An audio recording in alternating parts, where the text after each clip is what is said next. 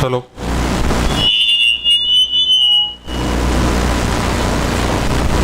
Hello. Bhim Everyone, and a warm welcome to all. Venerable Bhante, ladies and gentlemen, and our wonderful young friends. Welcome to the 67th Dhamma Chakra Pravartan Din celebration. I'm Ridhima Kankal. And I am Kunjal Mada. And we are absolutely thrilled to be your hosts today. Together we will embark on a special journey to explore and celebrate the profound teachings of Gautam Buddha and the transformative vision of Dr. B.R. Ambedkar. Let's explore, learn, celebrate, and have a blast together. We hope you all enjoy and find inspiration in today's program.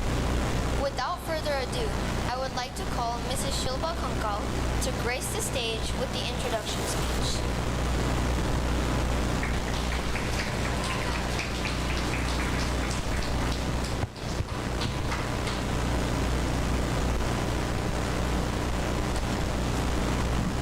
Thank you, Ridhima and Kunjal. Jai Bhim and hello, ladies and gentlemen, and distinguished guests.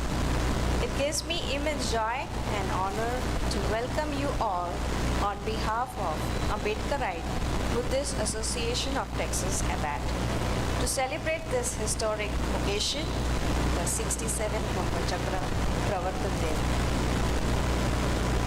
Dhamma Chakra Pravartan Din is marked as one of the within Buddhist and Ambedkarite community across the world. On 14th October 1956, Dr. Baba Sahib Ambedkar, the chief architect of Indian Constitution and Messiah of Dalit community, along with 500,000 followers, embraced Buddhism at Nagpur, India, as symbolic rejection of caste-based discrimination and as path to liberation from shackles of inequality and detachment from Hindu caste system.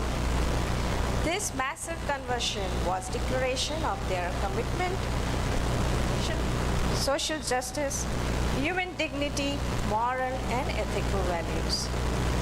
As we all know, Dr. Baba Sahib Ambedkar, a visionary leader and well-researched personality, was very keen on choosing this particular day for conversion to Buddhism. On this very day, Emperor Ashoka the Great, the prominent leader, ruler of Maurya dynasty, who once was considered as ruthless conqueror, decided to transform himself by accepting Buddhism and being promoter of non-violence. Thus, Dhamma Chakra Pravartan Din, also Ashoka's Dhamma Chakra Pravartan, is the day when Ashoka the Great adopted Buddhism and started propagating principles of Dhamma. This apparently became a significant moment in Indian history when Buddhism gained royal patronage and spread of Buddhism across India played a crucial role in progression of non-violence and moral values. So today, I would once again welcome you all not only to celebrate a significant event in history, but to pay the enduring spirit of change, equality, and enlightenment that Dr. B.R. Ambedkar embodied throughout his life. And his teachings remind us that education and enlightenment are powerful tools for breaking the chains of ignorance and prejudice. His tireless efforts in pursuit of social justice and equality continue to inspire generations. As we celebrate this day, let us reaffirm our commitment to upholding the values of compassion, justice, and equality that Dr. Baba Sahib stood for. Let us pledge to continue noble journey and carry forward the torch of enlightenment lit by Baba Sahib by working energetically, diligently towards a brighter and more equitable future for all. Thank you, and may this Dhamma Chakra Pravartan Din be a social source of inspiration, transformation for all of us. Jai Bhim.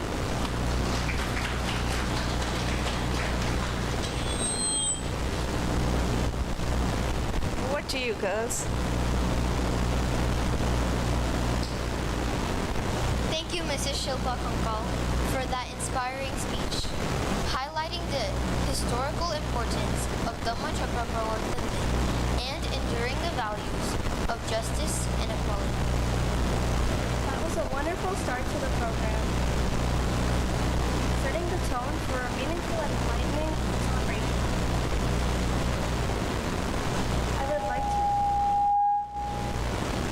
I would like to request Venerable Pante Suzuki and Venerable Pante Nyanrakita to commence the program with the candle lighting ceremony and recitation of the Panchasheel.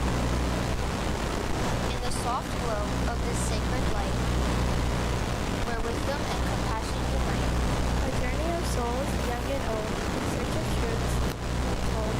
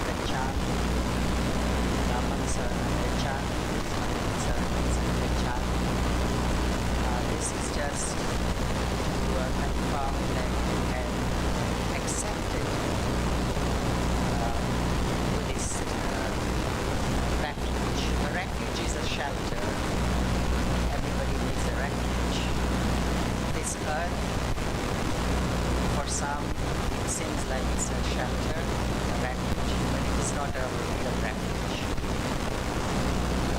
We have Mother Nature, which includes tornadoes, volcanoes, floods. I've seen many places that are destroyed by something. So our real refuge is something more substantial, which is the Buddha, the Dhamma, the Sangha. And countless times I have thought about securing that refuge. Once you secure that, everything else, all the other problems will not matter much, will fall into places to be solved. So it's imperative that we do something. And accepting theoretical the refuge is hard, accepting the Buddha's teachings, the Dhamma. But I always encourage, and I've encouraged many people to go and do 10-day vipassas and to anchor. There's one in common. How many have you done? How many of you people have done 10-day vipassas classes? Hands up. 2, 4, 5, 50 people. So that's the refuge that you know. You don't just recite Trisharan Panchasheel, Dhamma that's just theoretically recited. Really, to do the meditation, bring the teachings alive. Theoretical understanding also will help you in your daily life. But this is always the questions that I get asked, how we can use Buddhism, implement it in our daily life. So unless you start meditating in conjunction with the Buddha's teachings, the Dhamma will not be alive. You will recite Trisharan Panchasheel in a parallel fashion. So it's just, usually we recite Trisharan Panchasheel. Today I just keep the precepts. At least if you can keep the precepts, you are doing something in your daily life. You're doing something in your daily life. But you don't need the Buddha just to show you that not to kill, not to steal. You're an atheist, yet follow those precepts. But what is more imperative is to do some meditation. We have the Sila, Samadhi, and which is morality, meditation, and wisdom, which means that when we develop the Sila, we're doing bodily development. When we do the Samadhi, it's the mental development, or the mind meditation, that's the mental development. And Panya will help in the development of the wisdom, how you see things, how you react to things, how you behave, because we need this wisdom on how to live in our daily life. And this is not just for this time. This teaching is for the future world, eternal world, for our eternal well-being. It's the teachings. But once you get more into it, and how do you get more into it? You have to make the effort. So I just encourage, whenever I get a chance, to people to do some more proactive meditation, deepen your understanding of those teachings. So thank you.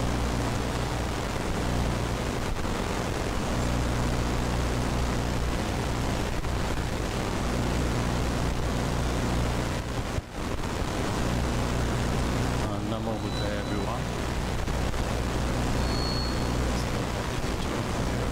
Dhamma Chakra Din.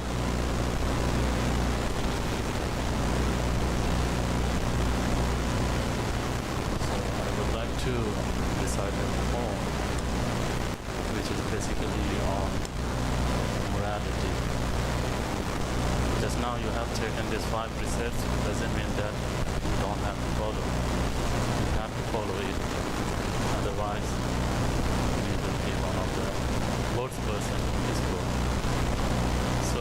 poem will goes like this.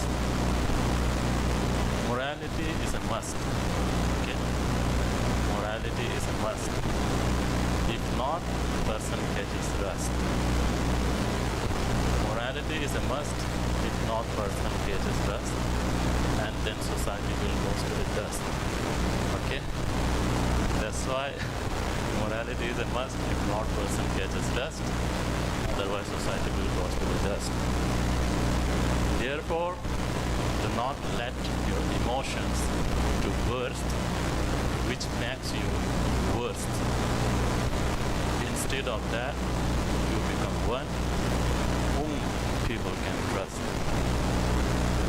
So remember this poem. It is very important part of our life. And if we don't follow the morality, surely the society will go to the dust. So morality will only comes when you practice meditations, when you practice puja and other things. So those are the things which create the morality. Otherwise, we can do so many things in the outside world, developing the building, developing the society, business, all these things. But if you cannot create your own morality, all this is going to go to the dust. So that's why morality is a must. So I tell you during this Dhamma Chakra Day, remember this. Buddhism starts with the morality, then the concentration, then samadhi, then manya. So that's why the basic important part in our life is morality. With these words, I conclude here. All of you, all will have.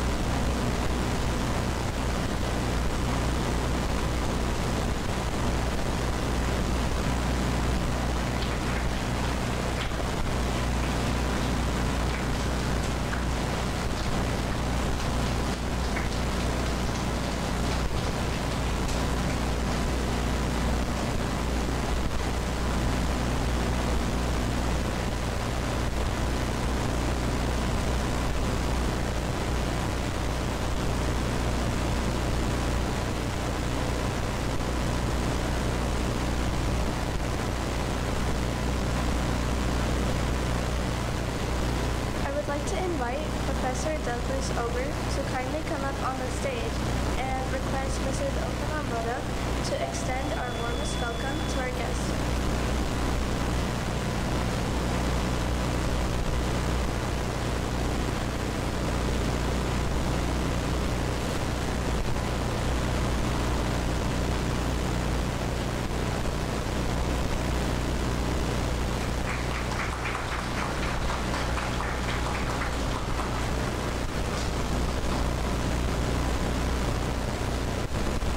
I would like to invite Mr. Akil Muhammad on stage and request Mrs.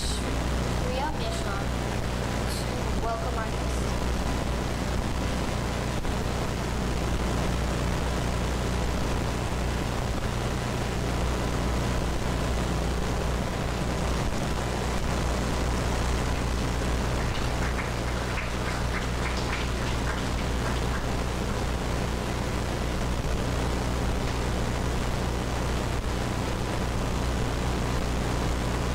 Now I request everyone to stand up for the United States national anthem.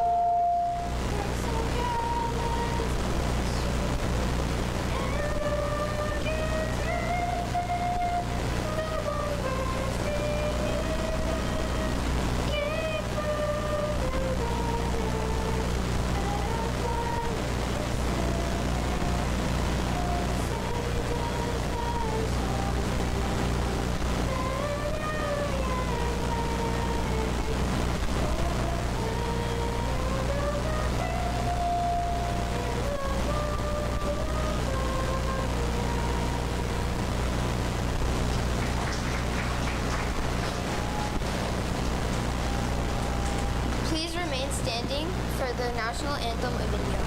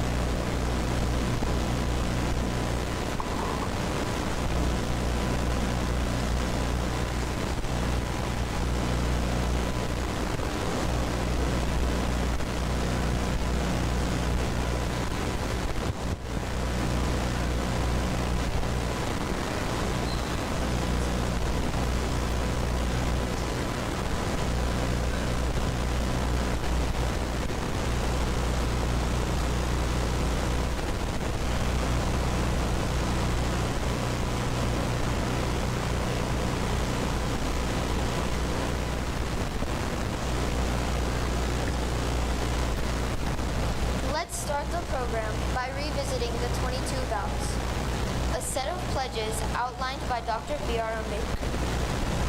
The 22 vows hold immense importance in Dr. B.R. Ambedkar's principles.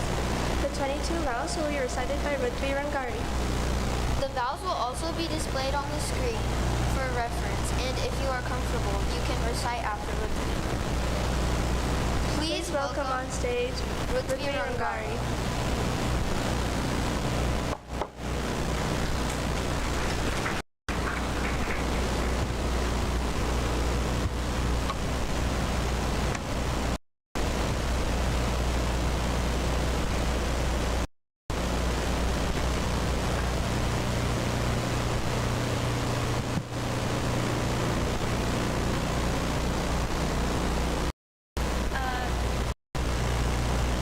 Bhim Everyone. Dr. B.R. Ambedkar prescribed 22 vows to his followers during the historic religious conversion to Buddhism on 14th October 1956 at Deekshabhoomi, Nagpur, India. The conversion to Buddhism of 100,000 people was historic because it was the largest religious conversion the world has ever witnessed. He prescribed these oaths so that there may be complete severance of bond with fatalism. These 22 vows struck a blow at the roots of Hindu beliefs and practices. These vows can serve as bulwark to protect Buddhism from confusion and contradictions. These vows can liberate the converts from superstitions, wasteful and meaningless rituals which have led to impoverishment of masses and enrichment of upper class groups. Today we will repeat what Dr. B.R. Ambedkar prescribed. I shall have no faith in Brahma, Vishnu, and Mahesh, nor shall I worship them. I shall have no faith in Rama and Krishna,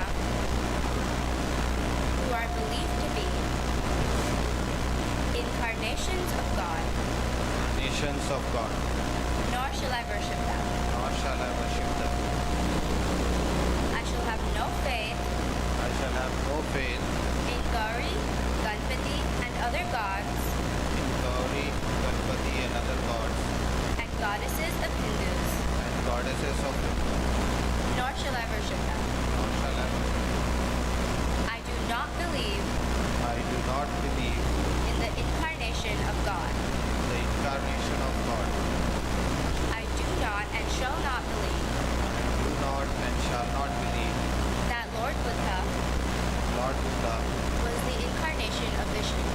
was the incarnation of Vishnu. I believe this to be I believe this to be sheer madness sheer madness and false propaganda. and false propaganda. I shall not perform I shall not perform Shraddha, Shraddha, nor shall I give nor shall I give Pindan. Pindadan. I shall not act I shall not act in a manner of violating in a manner of violating the principles and teachings principles and teaching of the Buddha. of the Buddha.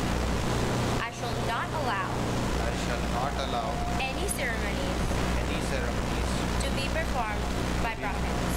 to be performed by Brahmins. I shall believe I shall believe in the equality of man. the equality of man. I shall endeavor I shall endeavor to establish equality. to establish equality. I shall follow I shall follow the Noble Eightfold Path the Noble Eightfold Path of the Buddha. of the Buddha. I shall follow I shall follow the Paramitas the Paramithas prescribed by the Buddha. prescribed by the Buddha. I shall have I shall have compassion and loving kindness compassion and loving kindness for all living beings for all living beings and protect them. and protect them. I shall not steal. I shall not steal. I shall not tell lies. I shall not tell lies. I shall not commit I shall not commit carnal sins. carnal sins. I shall not take intoxicants I shall not take intoxicants like liquor, drugs, Like- etc. like liquor, drugs, etc. I shall shall endeavor to follow I shall endeavor to follow the Noble Eightfold Path the Noble Eightfold Path and practice compassion and loving kindness and practice compassion and loving kindness in everyday life. in everyday life. I renounce Hinduism, I renounce Hinduism, which is harmful for humanity which is harmful for humanity and impedes the advancement and impedes the advancement and development of humanity, and development of humanity because because it is based on inequality it is based on inequality and adopt Buddhism and adopt Buddhism as my religion. as my religion. I firmly believe I firmly believe the Dhamma of the Buddha Dhamma of the Buddha is the only true religion. is the only true religion. I believe that I am having a rebirth. I am having a rebirth. I solemnly declare and affirm I solemnly declare and affirm that I shall hereafter that I shall hereafter lead my life lead my life according to the principles and teachings according to the principles and teachings of the Buddha of the Buddha and his Dhamma. and his Dhamma.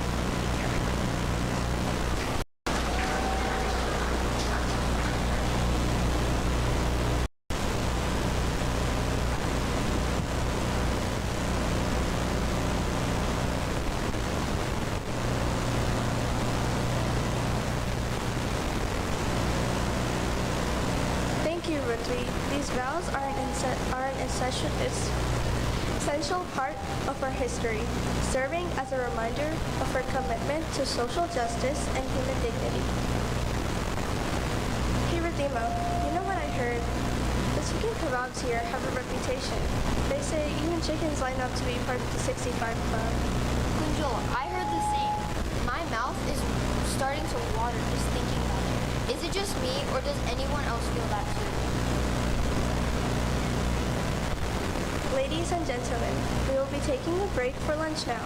We kindly request everyone to enjoy the delicious meal and the chicken 65 especially.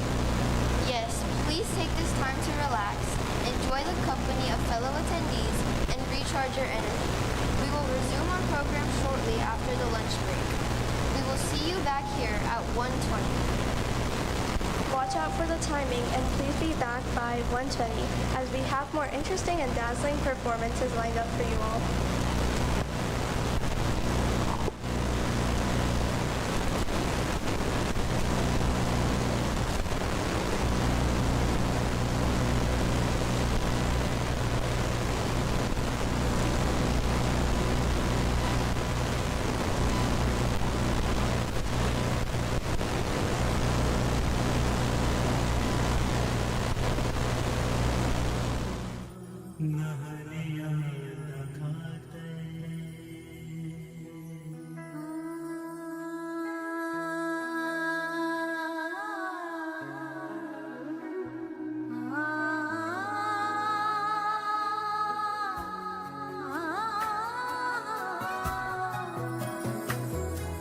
सहारे जो प्रज्ञा के चले तो चले कारवां, सहारे जो प्रज्ञा के चले तो चले कारवां, संगशील करुणा का आंचल जहां, संगशील करुणा का आंचल जहां,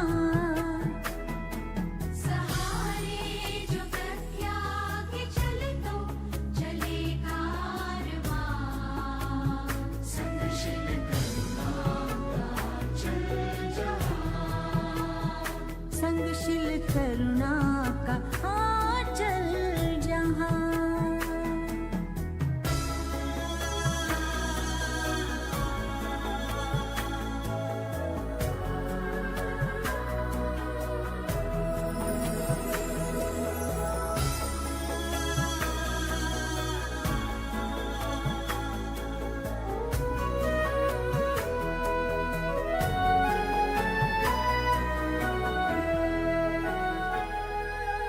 चिंता किसे नहीं सांसों की, फिर भी गिनती नहीं यहाँ ख्वाबों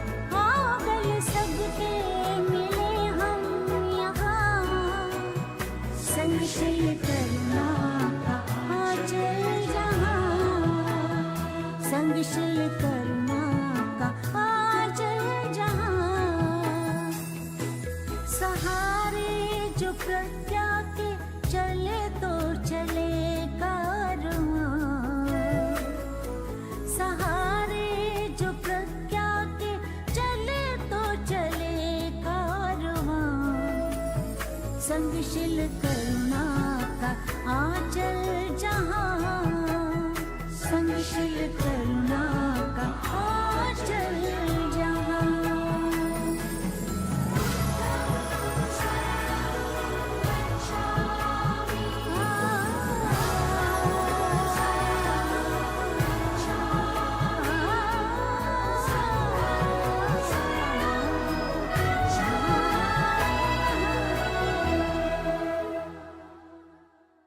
वो क्या जाने जीना जो ना जग ना जाने, वो क्या जाने जीना जो ना जग ना जाने, वो क्या जाने जीना जो ना जग ना जाने, क्या जाने जीना जो ना जग ना जाने।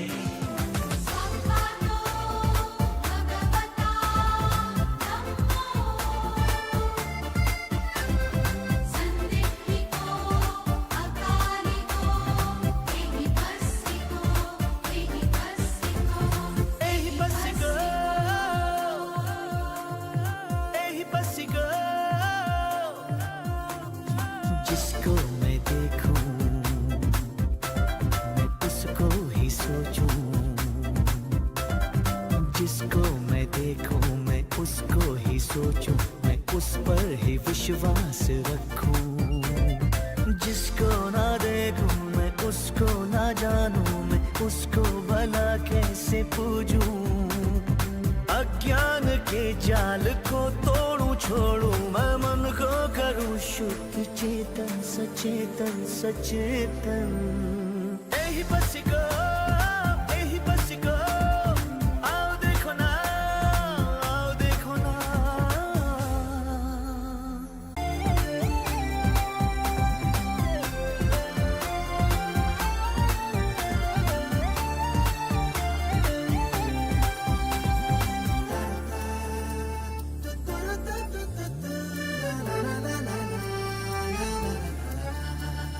समझो समझो दिए की ये बोली, समझो तो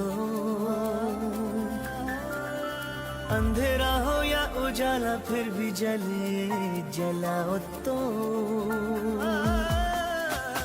समझो समझो दिए की ये बोली, समझो तो अंधेरा हो या उजाला फिर भी जले जलाओ तो। होता बड़ा वो ही कर्तव्य जाने जो, जिम्मेदारी पहचाने। होता बड़ा वो ही कर्तव्य जाने जो, जिम्मेदारी पहचाने। हर हाल में जो निभाए उसे वो सच्ची वो ही संताने। निस्वार्थ की राह को चुनूं भूनूं, मैं सद्धम के धागों में तन मन ये तन मन ये तन मन। आओ देखो ना, आओ देखो ना, यही बस को।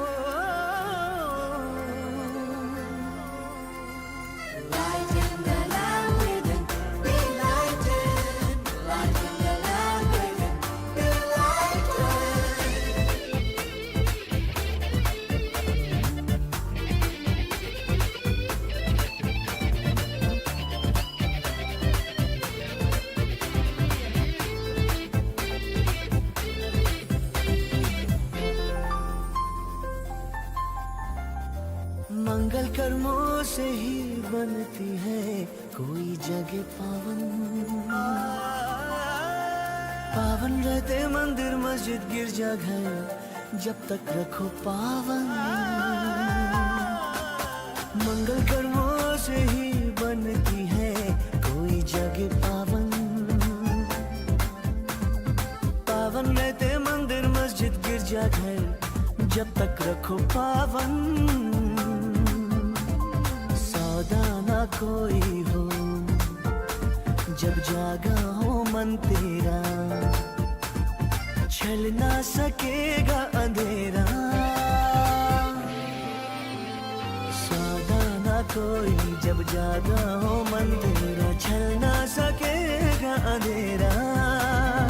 हर पल जो जी पाए अनुभव वो कर पाए, सृष्टि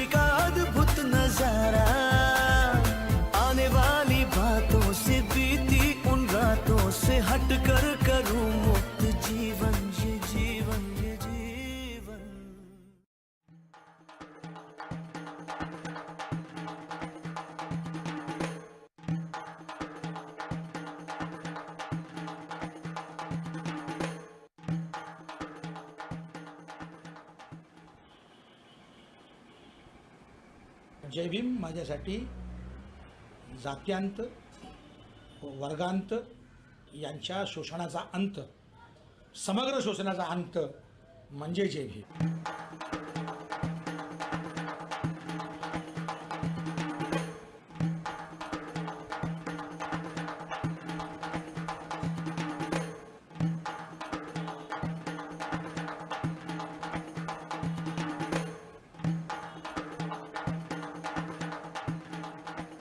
Jai Bhim is an identity for me, the identity which challenge, the dominant structure. प्रत्येकाला जय भीम असं म्हणतात, म्हणजे त्यांचं नाम विस्मरण करतात. Jai Bhim is more than a word, and when someone says Jai Bhim, it means asserting for one's right. It's a slogan for us to move in a forward direction. Jai Bhim is the word which gives me motivation And call for unity for all our brothers and sisters. जय भीम म्हणजे अन्यायाचा प्रतिकार आहे. जय भीम म्हणजे विचाराचा जोहार आहे. Jai Bhim is the voice of And brothers and sisters, I always had this dream of Sahapankti Bhojanam, that's what we call Telugu. We eat together from the same plate. So today it is my honor to feed my brother ready fried and then eat from the same plate. That is my wish. I would like to fulfill that.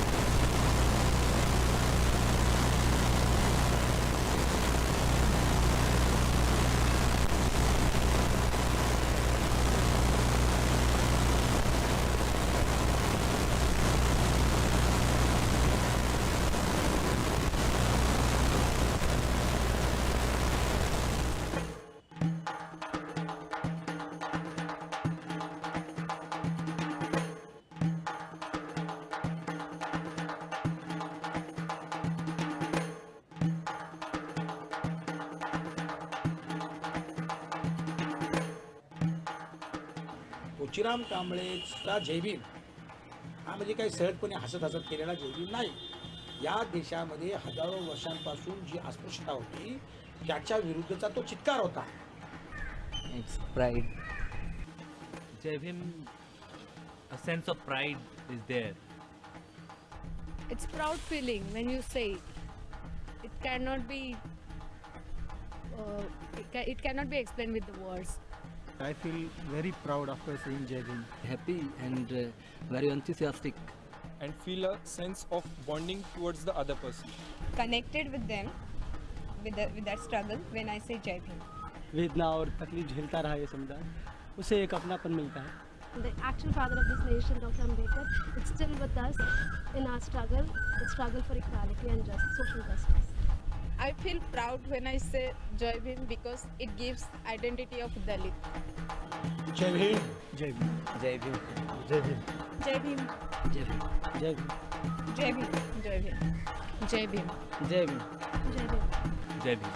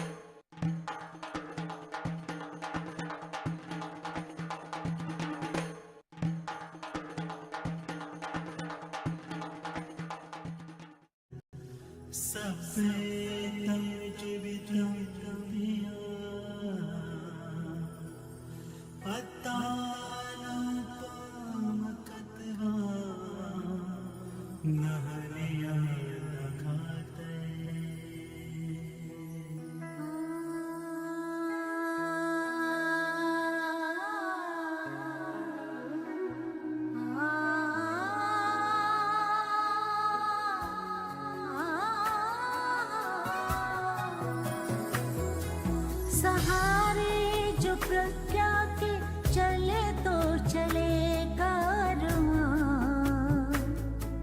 सहारे जो प्रज्ञा के चले तो चले कारवां, संगशील करुणा का आचल जहाँ संगशील करुणा का आचल जहाँ सहारे जो प्रज्ञा के चले तो चले कारवां संगशील करुणा का चल जहाँ संगशील करुणा का आचल जहाँ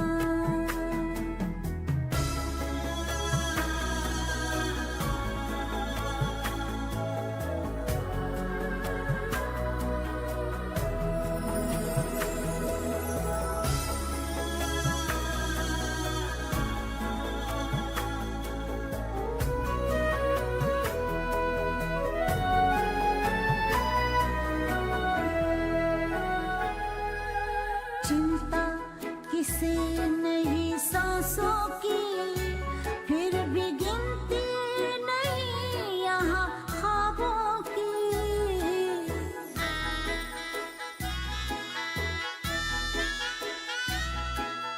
चिंता किसे नहीं सांसों की फिर भी गिनती नहीं यहाँ ख्वाबों की आओ सांसों से सांसें जगाए आओ सपनों की मंजिल दिलाए आओ कर सबकी उमंगें जवां संगशील करुणा का आंचल जहाँ संगशील करुणा का आंचल जहाँ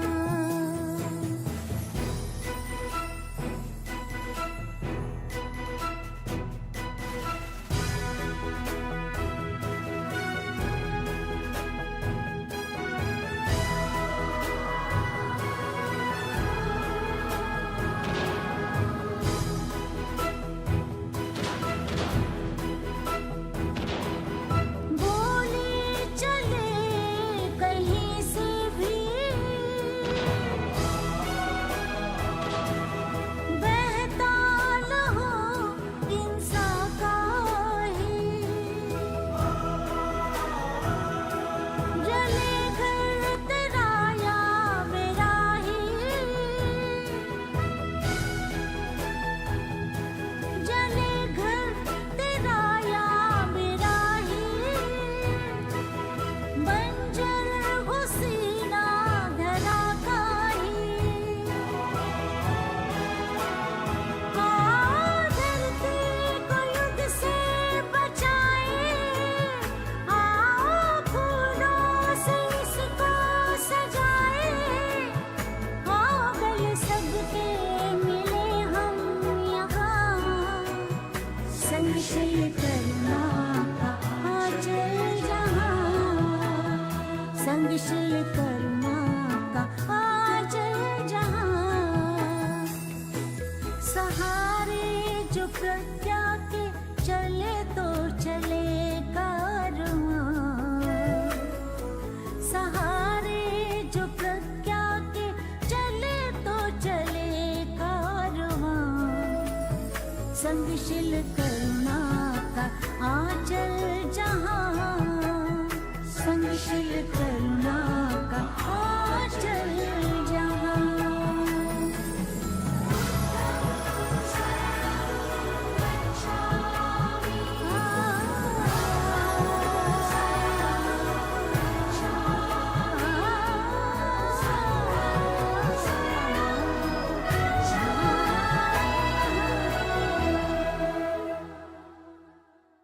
वो क्या जाने जीना जो ना जग ना जाने वो क्या जाने जीना जो ना जग ना जाने वो क्या जाने जीना जो ना जग ना जाने जाने जीना जो ना जग ना जाने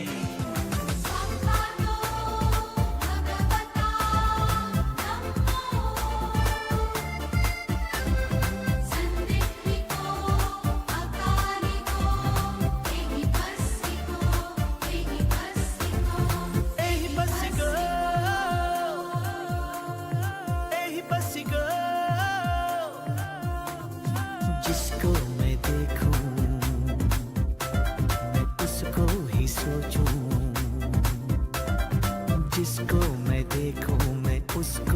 सोचूं मैं उस पर ही विश्वास रखूं, जिसको ना देखूं मैं उसको ना जानूं, मैं उसको भला कैसे पूजूं, अज्ञान के जाल को तोड़ूं छोड़ूं, मैं मन को करूं शुद्ध चेतन सचेतन सचेतन। यही बस को आओ देखो ना, आओ देखो ना।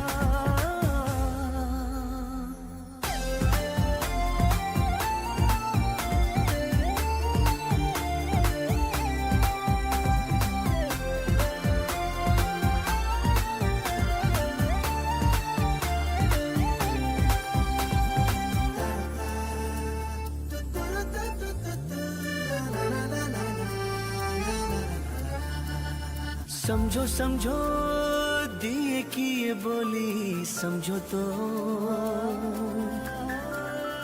अंधेरा हो या उजाला फिर भी जले जलाओ तो, समझो समझो दिए की ये बोली समझो तो, अंधेरा हो या उजाला फिर भी जले जलाओ तो, होता बड़ा वो ही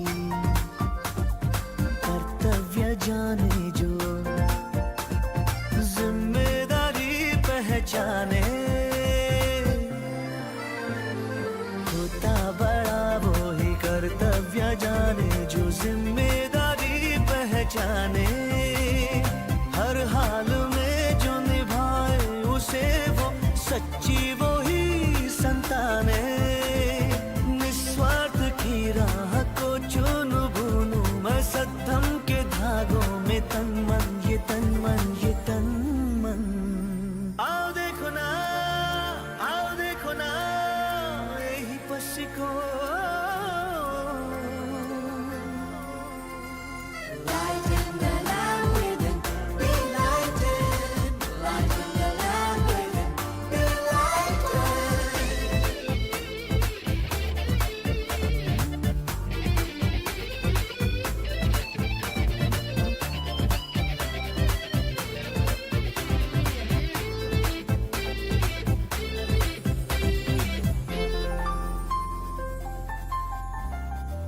मंगल कर्मों से ही बनती है कोई जगह पावन, पावन रहते मंदिर मस्जिद गिरजा घर जब तक रखो पावन, मंगल कर्मों से ही बनती है कोई जगह पावन, पावन रहते मंदिर मस्जिद गिरजा घर जब तक रखो पावन,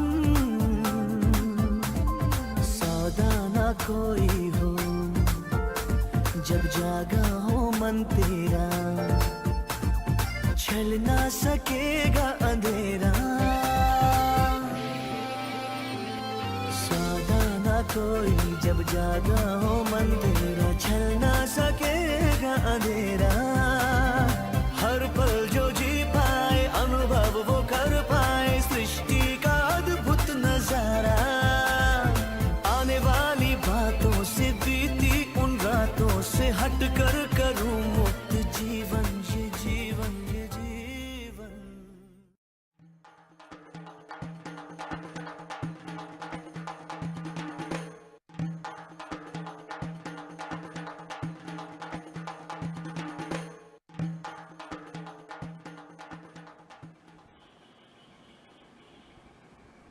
जय भीम माझ्यासाठी जात्यांत वर्गांत यांच्या शोषणाचा अंत, समग्र शोषणाचा अंत म्हणजे जय Bhim.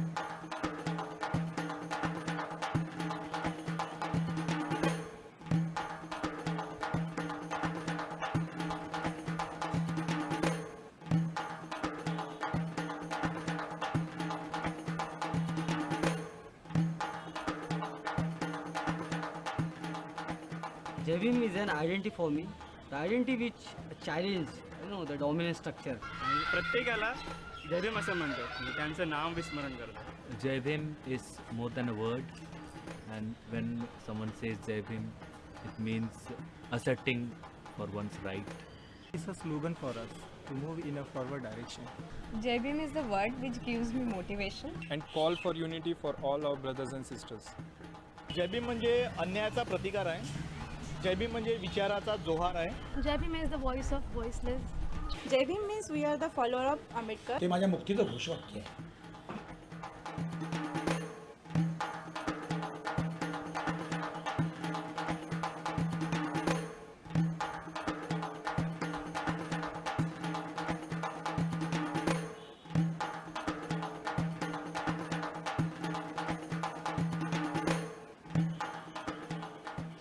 When I say Jai Bhim, it means people belonging to same social strata are united, are one. Feeling of solidarity among the people. हम खुद ही एक अपनी पहचान ढूंढ पाए. It's our culture. I connect my struggle with that word and connect the struggle of Dr. B.R. Ambedkar.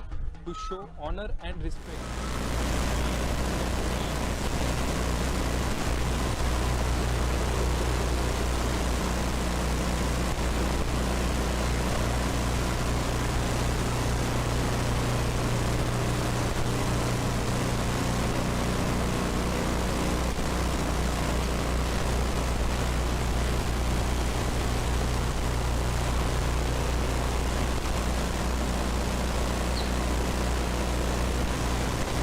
Hello.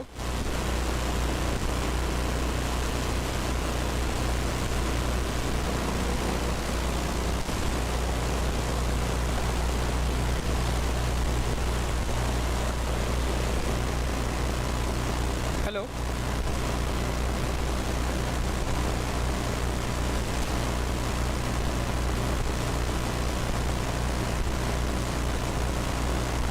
Bhim everyone. This is Bharat More, a proud member of ABAT family since 2015, I guess. So I'm here to present journey of ABAT today. So the journey of ABAT that began in 2011, and 2011 we started gathering in small groups, and then came out in 2012 to enjoy the celebrations like this. That's where we started. We have our goals. We are out here with a specific objective. The goals that we have is to focus on connecting the Ambedkarite Buddhist, build the awareness and encouragement of Buddhist practice in day-to-day lives of the individuals, build a close-knit network of our like-minded people just like you guys, to propagate love and kindness through the teachings of Buddhism. The mission that we have in our mind and we are working towards it is conducting monthly Dhamma talk regularly, and I will talk on this Dhamma talk in the upcoming slides, what exactly that is. As a tribute to our Messiah, celebrate Dhamma Chakra Pravartan Din that we are celebrating today. So doing it every year, connecting with more people so that everyone in the community can benefit with the thoughts that we bring in with our guests every year. Long-term plan is to work towards building Buddha Vihara in DFW area. So I have a single slide to talk about it as well. So we will go through the plan. Association with other non-profit organizations in DFW. We work very closely with our sister concerns like AIC, AIM to celebrate several the occasions like this, and to do the events that we plan for the year. To represent ABAT in various programs in US, Canada and India. Going to the next one. This is our presence. We are registered as a non-profit organization in the states of Texas in July 2015. We have our tax ID as well. Received 501. We listed ABAT on Amazon Smile. You can reach to us, or you can view our website. It's abatusa.org. You can contact or write us email on contactabatdallas@gmail.com. And as I said, we work with various other organizations. These are few of them listed here: INT, GNF, PSG, AIM, ANA, and so on.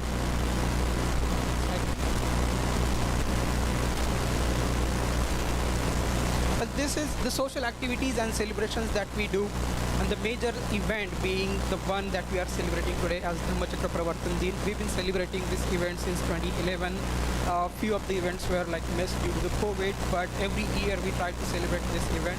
This is a list of events. Most of them we celebrated in the same place, like we are doing it today at Roma Palace in the Garland. And this is like 9th year of our celebration in a grand scale of DCPD. These are some flyers and media coverage 2012, 2014, 2015, 2017. We've been getting that media coverage from Samrat and other local newspapers as well. So quick glimpse of those. This is our DCPD that we celebrated last year. You can see our wearable kids performing, and we have a lineup of those programs today as well. But you can have a quick glimpse of what we did last year. Our beautiful ladies singing and coming together. With this one, I just want to mention that each year we to call in our esteemed guests who share their research work, knowledge and ideas for betterment of community and humanity. That's our target every year. Social activities, I said we will talk about the Dhamma Talk. Dhamma Talk is a monthly session which we try to conduct every month. The purpose of Dhamma Talk is to go through the Four Noble Truths, 5 Precepts, Eightfold Noble Path. We started this back in December 2011. Sessions are held every second Saturday of the month between 10 to 2 p.m. And the blueprint of this Dhamma Talk is basically we come together, we meet together either at a place of one of our ABAT family, or we meet at Garland Buddha Vihara that I'm talking about. The outline is we begin with Trisharan, we do some meditation. Kids prepare their own story where they go through some moral learning supported by our Venerable Bhantes. Dhamma Talk by Venerable Bhantes. This is the discourse or suttas that we select, and Venerable Bhante walk us through what exactly that sutta or discourse mean and how do we gain the benefit, the outcomes or the learning from that sutta. So we do again the chanting, sharing merits by and blessings by Venerable Bhante. And since we have started this Dhamma Talk, we completed 99 Dhamma Talks, and the next one will be a milestone Dhamma Talks. Please give a big round of applause for every one of you who've been meeting for the success of the Dhamma Talk, which been benefiting all of us. Thank you. Again, these are the Dhamma Talk. Garland Buddha Vihara, when we meet at someone's house. Beautiful pictures there. Another social activity that we do is India Independence Day celebration. So this celebration is in Dallas area, so wherever it is, we go, we set up our booth and we distribute some books. We this year in August 2023 we distributed like 50 sets of Buddha and his Dhamma written by Dr. B.R. Ambedkar. We distributed volumes of Dr. Ambedkar. We got a sizable contacts of like-minded people who came to the booth, who talked to us what exactly ABAT is, what the ABAT target, goal and mission is. So we were able to meet so many people. ABAT family members, including children, and active participation is there every year that we celebrate this event, and you are gonna see some glimpse of that event. Yep, so these are the glimpses that we, the booth that we set up and the activities that we perform. What next? What are we targeting? What are our next, I would say, project? The key milestone that we want to achieve is our Buddhist monastery and Buddha Vihara in Garland, as I said in the beginning. So we have a plan in place to build first Indian Buddha Vihara in DFW Garland area, which will also serve as the Buddhist monastery where our Venerable Bhante, Nan Rakhita, Venerable Bhante Sumedha is already there to bless us and the community. It's a really serene place, ladies and gentlemen. I definitely urge each one of you to at least go once and visit. It's a very calm and quiet place to visit, which help relax your mind. And all right, so these are the future plans. This is the outside of that Buddha Vihara. We have a nice statue of Buddha, and these are some glimpses of the visits that we do there. Other social activities are every year we celebrate the birth anniversary of Dr. B.R. Ambedkar. We call it a cyber celebration, where we host that celebration through WebEx and the internet as a platform. Started in 2016, and we are doing it every year in conjunction with our sister concern like AIM and other organizations. So philanthropy, we are actively giving back to the community, and as you can see some pictures of toy donation drives that we do, and the food and meditation drive that we have done. The food and meditation drive, I would like to call upon, we have done a good amount of food donation and meds drive when there was COVID. So really proud of what we do as a ABAT family there. These are the other social activities. Recent Manipur protest, we were part of that protest into DFW area. And again, all these activities, we are standing strong with community against any injustice wherever and whenever that. And last but not the least, ABAT website, ladies and gentlemen, please mark this website. Please visit abatusa.org.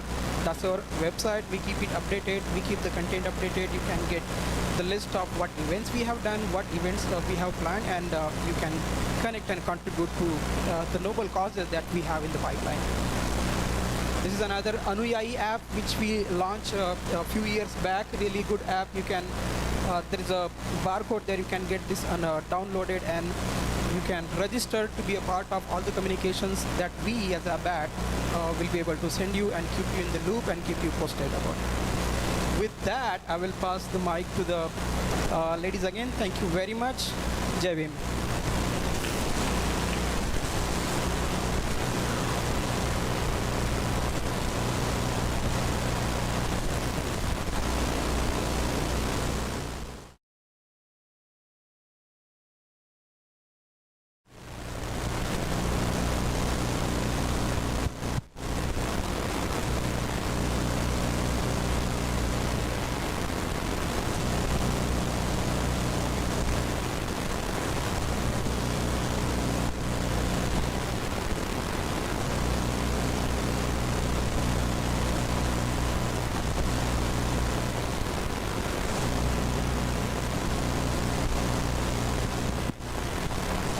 Welcome back, everyone. We hope you had a delightful lunch. Did you all try the chicken 65? Ladies and gentlemen, it's now time for the first dance performance of the day. That's right. Let's welcome on stage our young performers, Raya Moda, Ara Sahu, and Shanaya Nandagavu. They will be expressing their admiration for the legacy of Dr. B.R. Ambedkar through the language of dance. Let's give a warm round of applause to our young stars.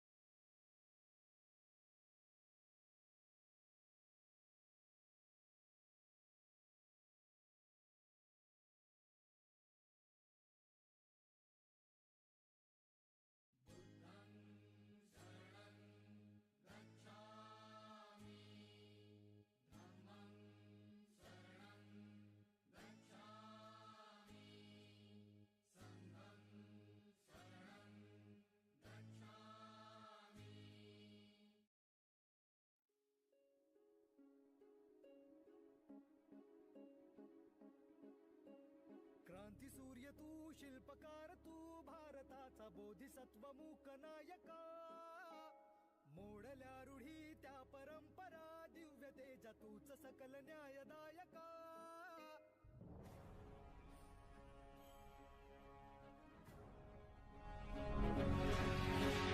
क्रांती सूर्य तू शिल्पकार तू भारताचा बोधिसत्व मूक नायका मोडल्या रूढी त्या परंपरा दिव्य तेजा तूच सकल न्यायदायका जीवन तुझे आम्हास प्रेरणा दाही दिशा तुझीच गर्जना गर्जना भीमराया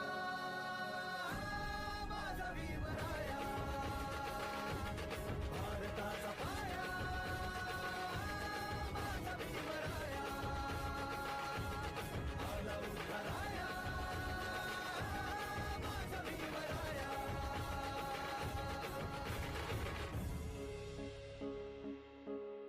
वर्षिले तू ओंजळीने खुले केले पाणी चौदार तळ्याचे हक्क देऊन माणसाचे केले सोने पीडितांच्या जीवनाचे शिका संघटित व्हा आणि संघर्ष करा शिका संघटित व्हा आणि संघर्ष करा मार्ग प्रगतीचा दाविला दिन भीमराया माझा भीमराया भारताचा पाया माझा भीमराया आला उद्धाराया माझा Bhimraya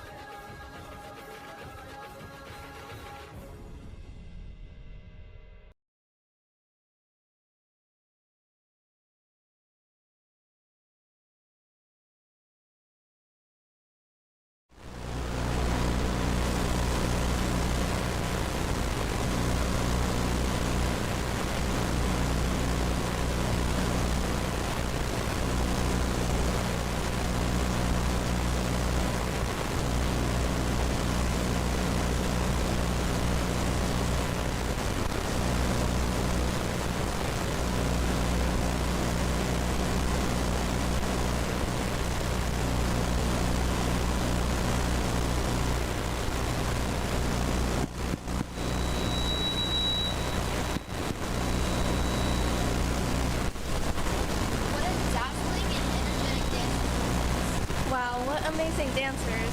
Maybe we can take dance lessons from them. We should totally take dance lessons from them. Thanks to our talented little dancers for that spectacular performance. Now, I would like to invite Mr. Sugandhavne to introduce our guest speaker, Mr. Akhil.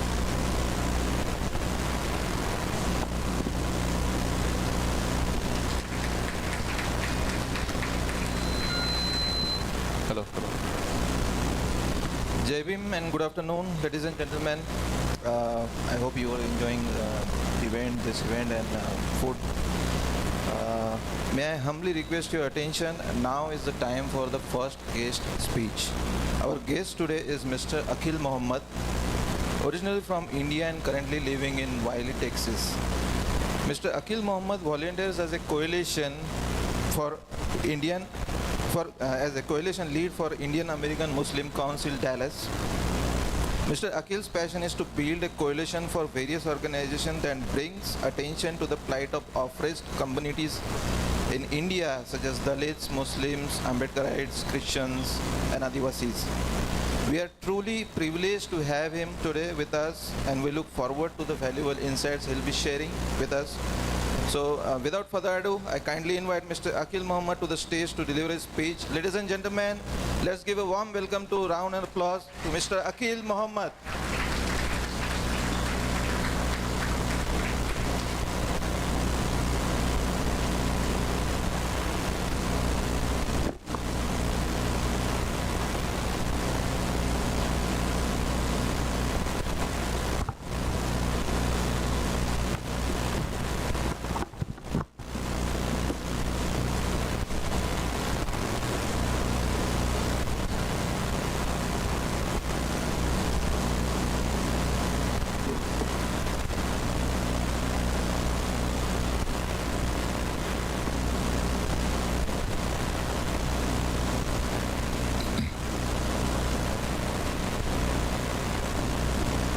Good afternoon, everyone. I would like to start my speech with the greetings of peace. Assalamu alaikum. May God's peace, mercy, blessings be upon you all. I thank ABAT organization, Ambedkarite Buddhist Association of Texas, for inviting me. I'm very honored to be here. I have been working with Jagdish Bhai, Kamlesh Bhai, and Atul Bhai, who is not here. I heard he's in India. It's my privilege to be here. I'm so honored. A couple of Indian American Muslim Council members are also here. My son is also here. So we are very happy to be here. And thank you for the great lunch. And I also congratulate you all on this day of Dhamma Chakra Pravartana. When you exercise your freedom of religion, freedom to choose your way of life, it's basically liberating yourself from the shackles of centuries of oppression, and both from social as well as economic and many other aspects. What I understand the Dhamma Chakra Pravartana to me, Dhamma, which is a Prakrit word of the Dharma, the Sanskrit word, so which is the spirituality or way of life, the guidelines. Chakra is a wheel or a continuous process. Pravartana is a liberation, transforming ourselves for a betterment. So that is my humble understanding of this process. And we all have multiple identities. And for example, about me, I'm originally from India, Hyderabad, Telangana. So Indian identity is very important to me. And also I come from a faith background, Islamic background, so that's also important to me. So most of my speech, I will be focusing on these identities. How we can work together, how we can come together for a greater cause, to fight against the injustice, to fight against the oppression the humanity is facing. We human beings, we strive for freedom and liberation. It is our innate nature that we don't want to be a slave to any human being or any worldly entity. And today I would like to share about some of my experiences. I would like to share a personal example. So we moved from Minnesota last year to Dallas, Texas, and we moved to a new house in the last couple of months ago. When I moved to the new house, one of my neighbors, he came, he's also originally from India. He asked me, did you complete your puja? Did the priest come? I said that fortunately I do not need a priest. I don't have to spend money on this. Islam provides me the knowledge, the power. I recite some verses from the Quran. I enter my house. As simple as that. And the knowledge is such a powerful thing. It does not require age. It does not require any class hierarchy. It does not require any lineage of any of the human race. We all are equal, even among the family. I know some Quran. My son knows more Quran than me. So he led the prayer when we entered the house. That is the knowledge. That is the power of the knowledge. It's 14 years. He led the prayer. I stood behind him for the namaz. And that's how we started the day of living in our house. No priest, no money, no hierarchy. Not only when you enter the house. Again, I'm going to share some personal experiences. Even when a newborn child, right, or during the wedding, or somebody, dies, or any happy occasion or a sad occasion, as a Muslim, as long as I know what is there in Quran, I know the process, of the Quranic process, what I have to recite in these events. I don't need to invite any priest. I don't have to spend, and I don't have to be a kind of object of suppression, what we have seen in some of the faiths in India. So I just would like to share some personal experiences before I start my actual summary of my speech.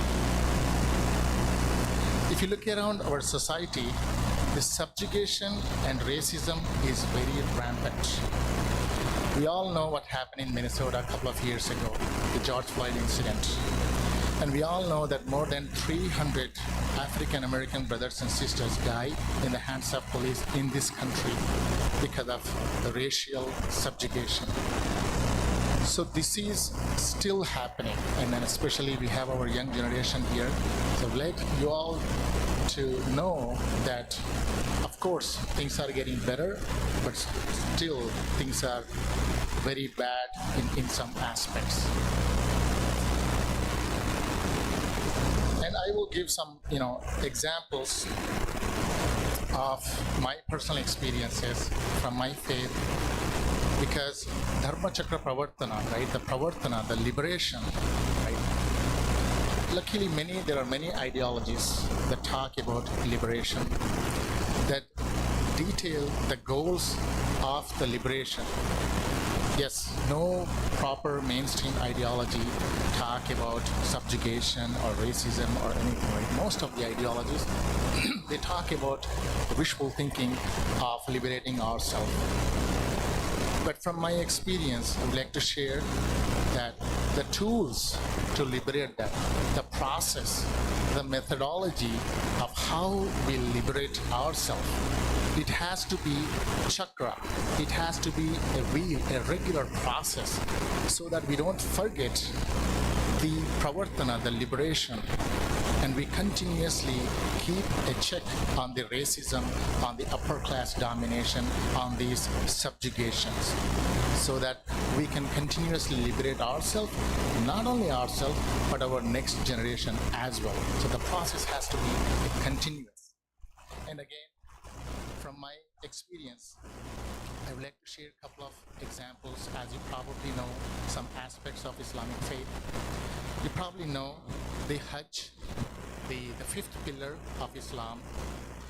If you look at the fifth pillar of Islam, the Hajj, it removes the racism from the collective Muslim psyche. All the entire, the humanity, multiple millions of Muslim followers, they gather in Makkah, in Saudi Arabia, for annual pilgrimage.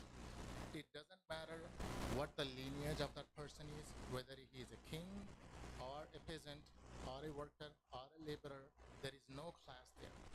The millions of people, some say 3 million, some say 4 million, whatever the number is, but it is multi-million people, multi-million number. They all gather annually in the Hajj pilgrimage just with 2 pieces of cloth, like our respected monk has here.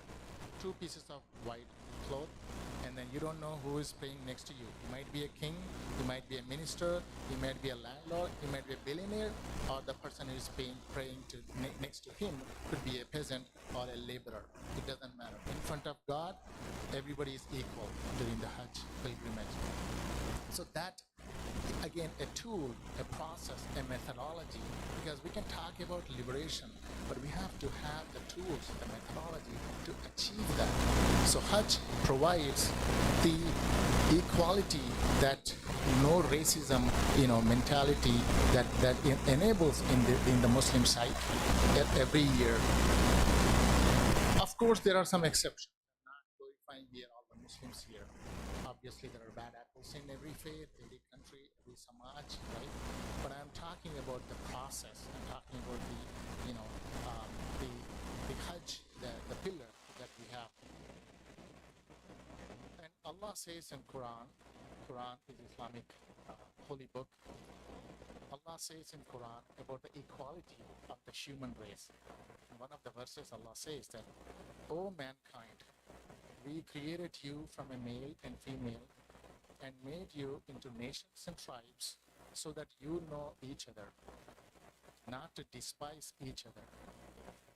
And among you, the best of you is the one who is best in piety."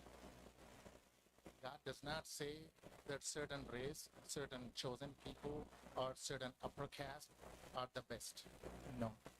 God says He created all the humanity, the 8 billion human beings, or the billions of people who came before us, or the billions of people who will be coming after us. There is no superior race. There is no upper class, or there is no lower class. There is no race.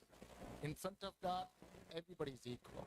The reason He created a little bit different is because we can recognize each other, not despise each other. And then God also says in that verse, who is best among us, not because of racial superiority and not because of last name. The best among us is the one who is more pious in good deeds, the one who helps each other, the one who does the charity, the one who takes care of the family, the one who takes care of the community. They are the best, not because of our skin color or the last name or the birth history or whatever those backgrounds are. And this puts in the Muslim subconscious the verse, right, that all humankind is on an equal footing in front of Allah. So the Hajj, the pilgrimage, removes the feelings of racial superiority from people, and it gives you the necessary confidence that regardless of ethnic background, we all are equal in front of Allah. Now, how does a community becomes a community? We all talk about, okay, we need to be one community. We need to care for each other.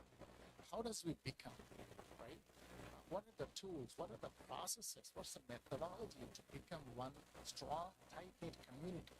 The community becomes community when the blessed of the community takes care of the downtrodden of the community. The community will not become community when the rich stays rich. The people who have resources, they stay at the same and they don't care about. It will not become a community. It is a divided community. So the community becomes community when they take care the blessed one, the resource one, they take care of the other ones who are not blessed. And we know that from human history, that some people are blessed with wealth, some people are blessed with resources. But it is a fact of the society. So it is important that they take care of the other community members. Then that enables to become a community. Islam provides a solution to that with the fourth pillar. It's called zakat. Zakat is a mandatory charity. It's not an optional charity. No, it's not that, okay, I have 100,000, okay, I'll donate $500. No, it's a mandatory charity. Every year, every Muslim, able Muslim, there is a criteria who needs to donate after a certain limit. Every able Muslim, they have to donate certain percentage of their income to the most unfortunate parts of the society, most downtrodden of the society. That solves the income gap that we have. That solves the economics, problems that we have in the society. It's not that we don't have wealth in this world. We do have wealth. The problem is the wealth is stagnated. It's captured by top 2 or 3% of the people. That's a reality in US. That's a reality in India also. So how do we solve this problem? We solve with the religious guidance, the zakat, that the rich, the super rich, able, they do this charity to the downtrodden. So that is the fourth pillar of Islam. Now we have many of the humankind's problems, right? Those problems, the addiction to alcohol, right? I'm very glad that the initial the proclamation, had the reference to alcohol. We should be staying away from alcohol. But we see this is a problem not only in US, in India, many parts of the world, right? So these addictions, addiction to alcohol. Biggest sufferers of this, not only the men who are addicted to this, but actually our sisters. Our sisters, because they suffer because of the men who are addicted to these, bad habits, the children who suffer. So how do we, there are many addictions, drug addiction, right? And there are many desires in the society. So how do we get control over our inability of these things, right? There has to be a process. Again, there has to be a methodology to overcome our desires so that we stay away from these distractions, so that we can take care of our children, our families, our relatives. So Islam provides and the third pillar, which is fasting in the month of Ramadan. As you most know, Ramadan fasting is from sunrise to sunset. We do not eat anything. We do not eat any snacks or any food, not even tea, not even water. So 14 to 16 hours of fasting, that gives us the ability to stay away from our desires. When you have food in front of you, when you have all the food and all the snacks and all the luxuries of this world in your kitchen, you are not eating that. So you are developing a determination, a willpower, so that that training of 30 days helps you to stay away from these addictions, these bad habits for the rest of the 11 months. Now, humans, we are weak. By the 11th month, we get weaker. Now comes the boot camp again, the next year Ramadan. Then you go through the training. Then you go through the fasting. Then you develop the willpower. So this is a chakra. This is the wheel. This is a continuous process until we die, until we leave this world. If you go through a boot camp once in your life, chances are you stay there for a couple of months on that path. After a year or 2 years, we forget about it. So a good process has to be a continuous process, and Islam provides the fasting tool for our betterment, to stay away from the bad habits of this world. Now, unity is so important. Now, what happened with COVID, what happened with all the problems of this world, there's a huge depression. There are so many problems in this world, right? When we come together, when we see each other regularly, there is so much happiness in this room. Why? Because we are seeing each other. We are spending some good time with each other here. We're talking to each other. We're asking each other's well-being. If there are any problems, we are going to help each other.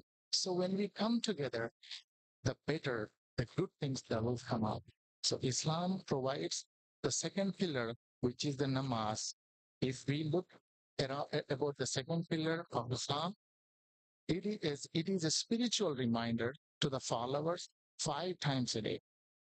And that's a reminder that Allah is watching us. And then whatever happens when we wash 5 times a day, obviously there will not be any dirt on us, right? So similarly, when you pray 5 times a day, chances are better that we will leave the bad things of this world and strive for betterment of our lives. Even when you see in nature, we see every species partaking in synchronous behavior. The birds, the insects, all partake in synchronized behavior, and the sheep that leave the pack is destroyed by the wolf. So the congregational prayer, right? The namaz is done in congregational. All the believers, they stand in one row, multiple rows, and then pray to one God. So this gives the congregational bonding, the unity when you pray next to each other. It builds a bond between the believers and creates a well-knit group that have the same goal, same mission, taking each other, working and worshiping God. Now all these 4 pillars, Hajj, the zakat, the charity, and the fasting, and the namaz, the prayer, these are all good. But what is the foundation of these 4 pillars? The foundation is the testimony of faith, the kalima, which is the first pillar that says, La ilaha illallah, Muhammad Rasulullah. What that means in English is, there is no deity worthy of worship. There's nobody else, no human being, no earthly being, no worldly being, no materialistic thing, no snake or no elephant or no being that we know is worthy of worship except one supreme God. And then obviously we have to have a human being that guides us, that helps us how to worship. And then Prophet Muhammad, peace be upon him, is the messenger. That is the second part of the kalima. And God says in Quran that in every era of the humanity, in every time of the humanity, God sent the prophets and messengers to guide the humanity. Because we as human beings, we like to learn from other human beings. We like to learn many things that we learn from our parents, many things we learn from our teachers, many things that we learn from our fellow human beings. Now, this is the process of learning that God has created.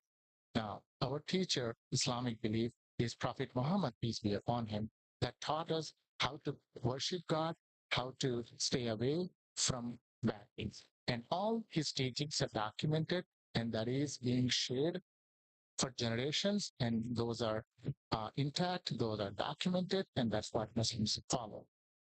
And God says in Quran that he sent no less than 124,000 prophets or messengers to the humanity. God does not create us and then leave us alone. No, he loves us. He has mercy upon us.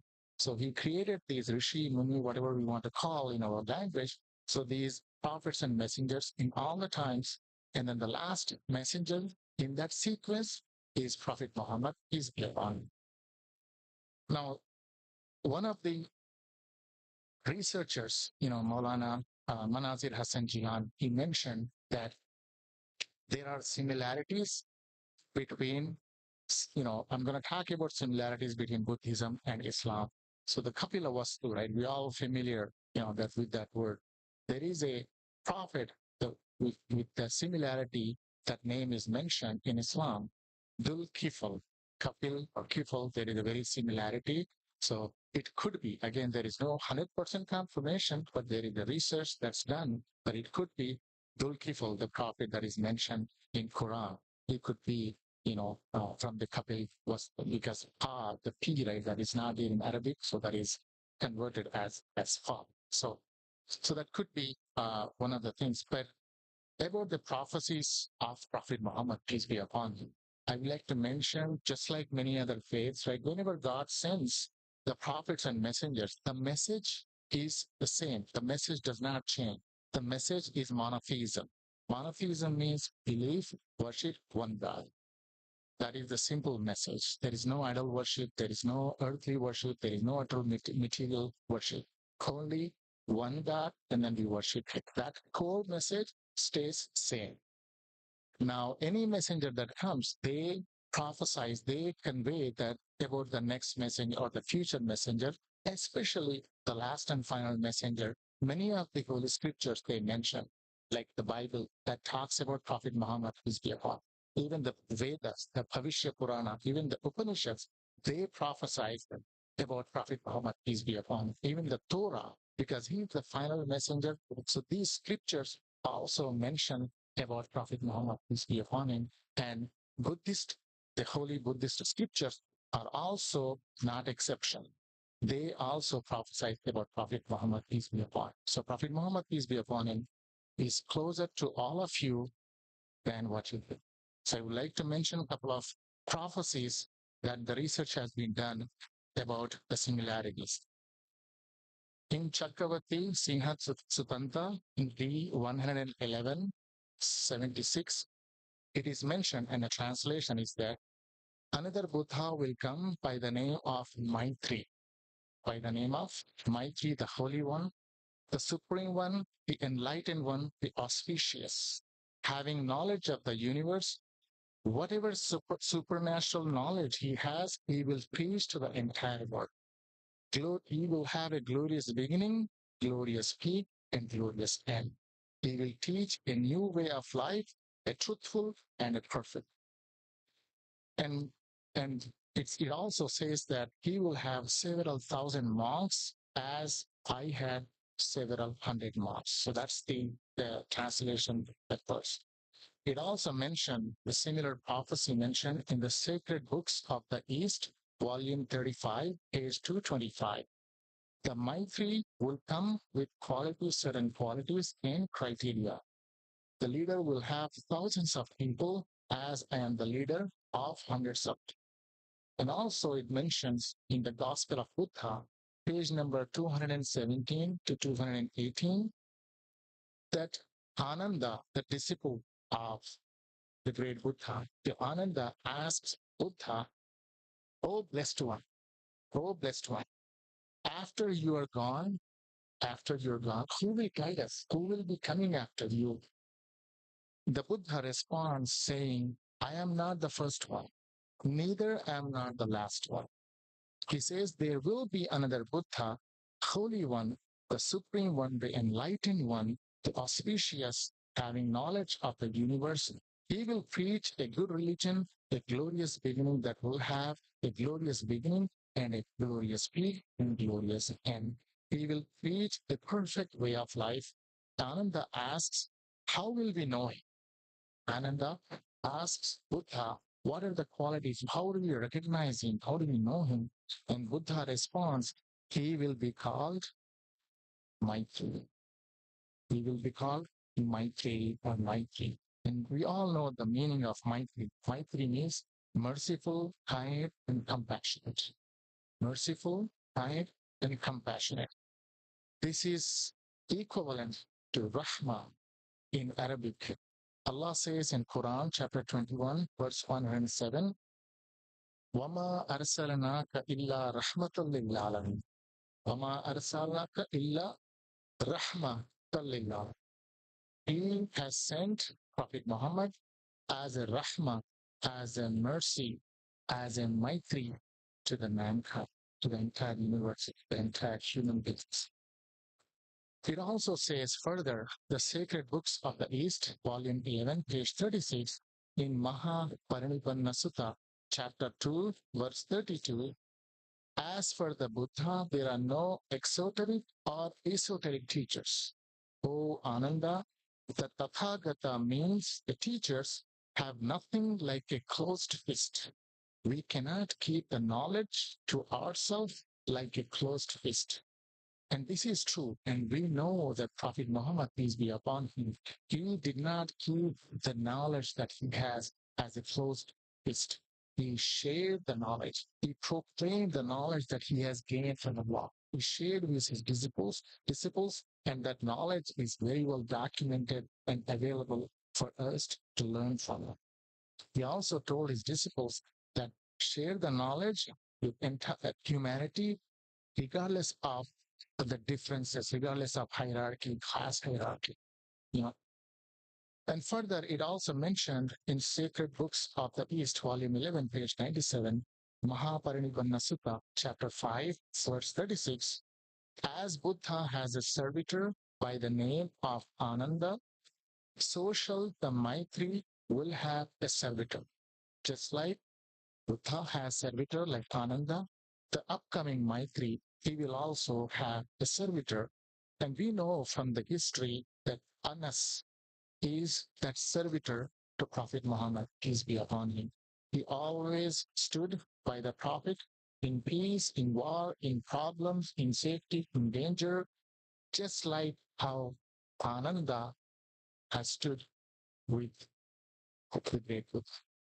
When we all know the story, when the mad elephant tried to attack Buddha, Ananda stepped into that scenario. Similarly, Anas stood with Maitri, Prophet Muhammad, peace be upon him, in couple of wars, in couple of battles with the Prophet Muhammad, peace be upon him. So this prophecy doesn't fit anybody except Prophet Muhammad, peace be upon him. It also mentions, and this is the final similarity that I would like to share before I end my speech. In Gospel of Buddha, page 214, there are 6 qualities. There are 6 qualities that are mentioned how to recognize the Buddha. The first one is he will get enlightenment at night. The second is he is bright when he receives the enlightenment. The third, he will die a natural death. Fourth, he will die at night. Fifth is during the death, he becomes bright. And the last, 6th one is once he dies, he won't be seen in any bodily form again. If you look at these 6 criteria, the first one, he will get the enlightenment in night. And then Quran tells us that the Quran, when it is revealed from God, it is revealed in the night of power. So it is revealed in the night as a whole to Prophet Muhammad, peace be upon him. So this prophecy is true in the case none other than Prophet Muhammad, peace be upon him. And he is right when he receives enlightenment. Whenever we receive Prophet Muhammad, peace be upon him, the wahi, the knowledge from Allah, he gets enlightenment. And then he will die natural death. The third prophecy, Prophet Muhammad, peace be upon him, we know from the history, he had a natural death. The fourth one, he dies at night. That's also true in the case of Prophet Muhammad, peace be upon him. And when he died, he looked right. And then in the last one, once he dies, he won't be seen in bodily form again. We all know from the Islamic scriptures and the history that Prophet Muhammad, peace be upon him, is not seen any bodily form, not even an image you can find. If you visit any Muslim home, you will never find an image of Allah or Prophet Muhammad, because Islam is strictly against idol worship. The methodology, the monotheism is more important than the faces of the people. So that is again proven in the case of Prophet Muhammad in that prophecy. And it also says, the final one, the sacred books of the East, volume 10, page 68, that the Tathagatas are only the preachers. The Tathagatas are only preachers. And Allah says in Quran that فَذَكِّرْ إِنَّمَا أَنْتَ مُذَكِّرٌ. That means he's telling that your job is only to share the knowledge, preach. The ultimate guidance, the ultimate enlightenment that comes only from not from human beings. We just share the knowledge, the real change, the real pravartana, the real parivartan, the real transformation, the real liberation that we want comes only from God Almighty. And then I'd like to conclude my speech, how I liberated myself with the teachings of Islam. And I would like to, I'm happy to be here once again. I'm glad that I was able to share the similarities between Buddhism and Islam. I hope we will come more closer, we will be united, fighting against injustice, not only in India, but also here. We all know the injustice based on the last names, based on our religion, based on our caste, based on our social status, how much the injustice is happening here, us, and also to our children. So I hope we will liberate against this oppression with the enlightenment of our holy scriptures. With that, thank you so much. Thank you so much again for having me.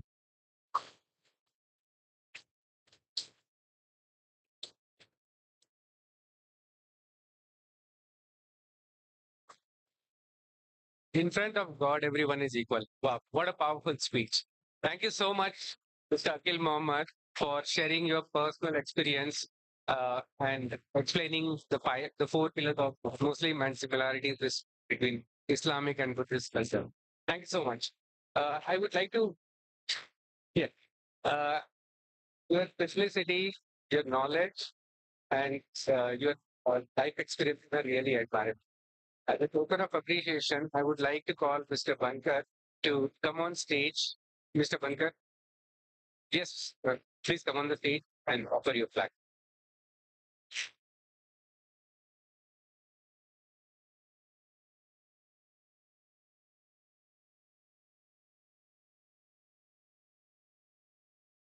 Please give a round of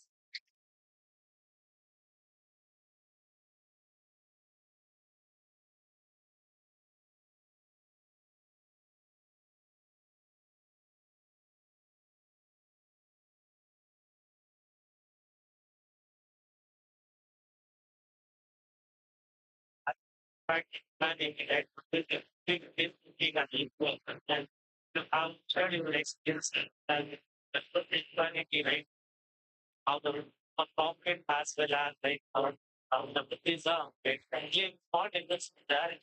The thing that it's the Buddhism, the thing is on a create a thing that the teaching overall yes, very meditate. Thank you, goodbye, and to you and thank you to Harvard whenever they take it. Thank you.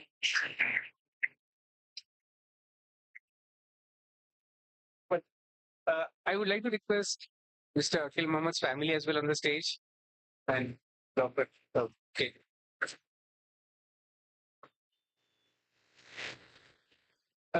Please come on the stage.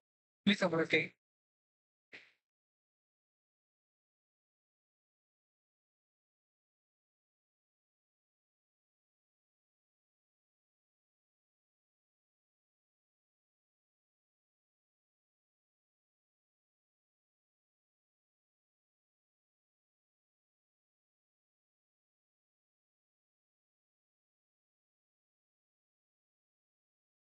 Thank you so much.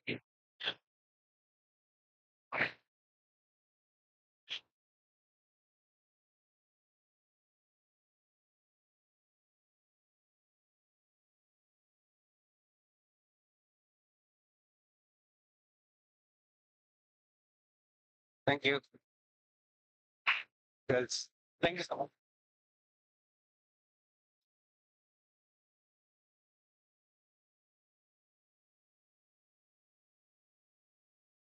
Girls, it's all yours. It's all yours, girls.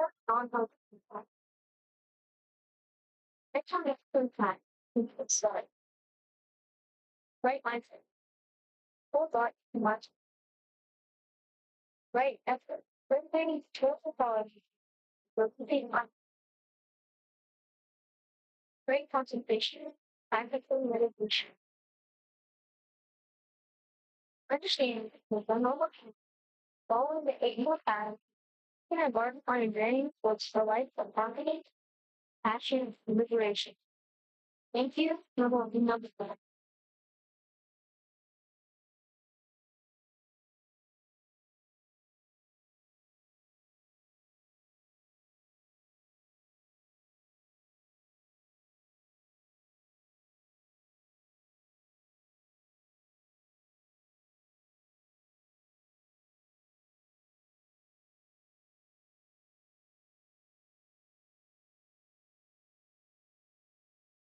Thank you, Ayush, for your exceptional your effort and the wisdom you have shared with us today.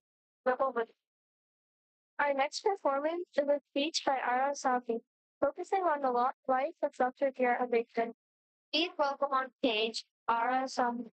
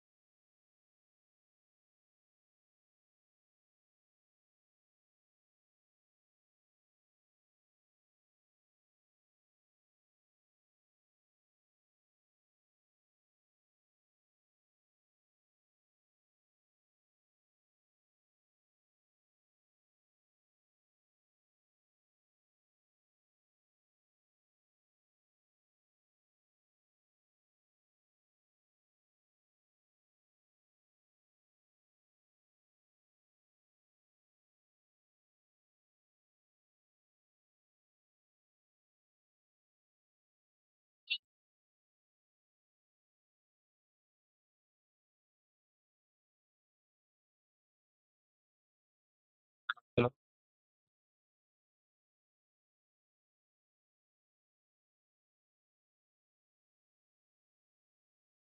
Thank you, Ara. That was amazing. Now get ready to be mesmerized by our next performance. Today we have a young talent among them, Raya Moda, an 8-year-old budding singer, who will be singing the melodious song Violin.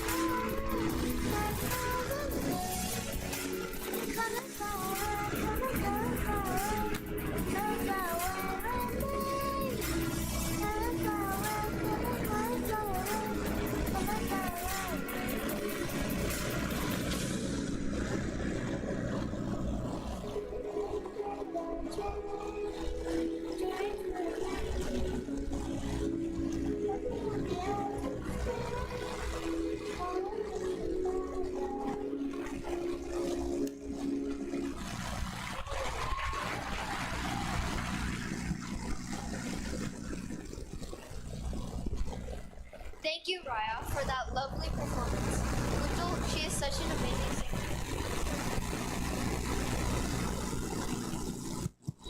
Ladies and gentlemen, we are now moving forward to the next segment of our program. Arav and Rajvi are ready to guide you through the upcoming performances. Please welcome Arav and Rajvi.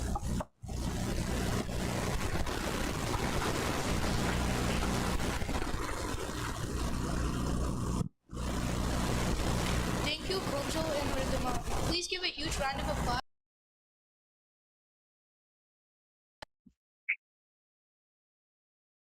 Jai Bhim and good afternoon to all. I'm Arsenonic and I'm Rajvi Gari, and we are truly honored to be your host for the next segment. The next performance is a really special one because it's by the wonderful people from my city, Austin. The song they'll be performing is Gautam Buddha Sandesh, which means the message of Gautam Buddha. The song inspires us to lead a life of love, compassion, and peace. It emphasizes overcoming negative emotions like anger, greed, and hatred, patience, sacrifice, and love. Please welcome to the stage the talented singers of Mrs. Vaishali Rangari, Ms. Priya Mishra, Mrs. Mugala Geda, Mrs. Megha Barbe, and Jaya Bhai.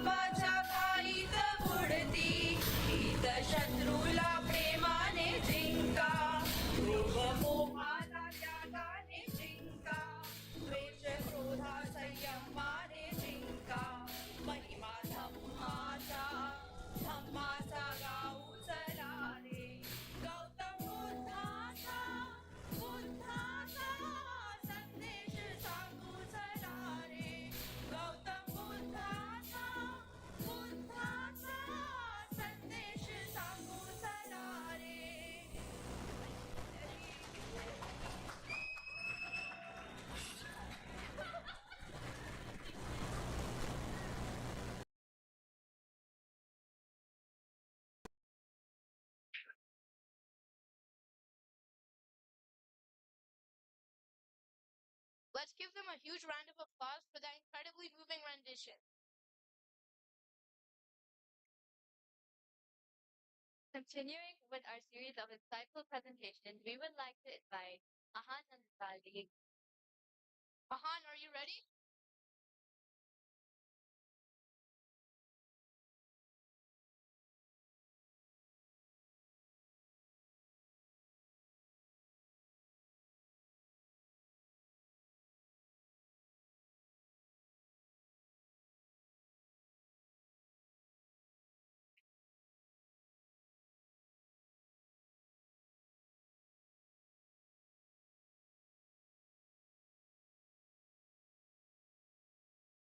Hello.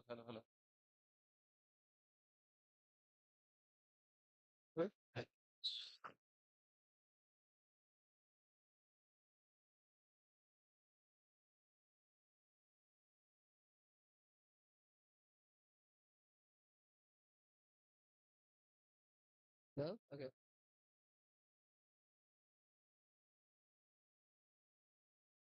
Bhim everybody. My name is Ahan Nicole. The topic of my presentation is caste breakdown and census in India. It is one of the hottest topics in Indian politics and might influence the 2024 Lok Sabha election. Just to give some background knowledge on what a caste system is, there are 4 major levels: Brahmin, Kshatras, Vaishyas, and Shudras.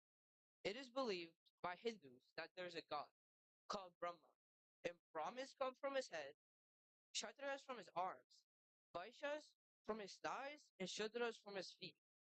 Dalits and Adivasis were totally outcast and were not included in these 4 categories. There are a lot of drawbacks that come from having a caste system. I have a few examples. Note that all this data is coming from India's government websites. You can see how the caste-based representation is implemented in universities, wealth distribution, etc. Here are 4 examples showing caste-wise breakdown: enjoying literacy rates, education, how much land, and various assets that are owned. So how to fix all these caste-based inequalities and discriminations? The solution is nothing but affirmative actions, also known as reservations in India. Babasaheb Ambedkar, the Indian Constitution, has covered this in parts of Article 15, 16, and 334 for various areas like in Parliament, in state legislation, in government jobs, etc.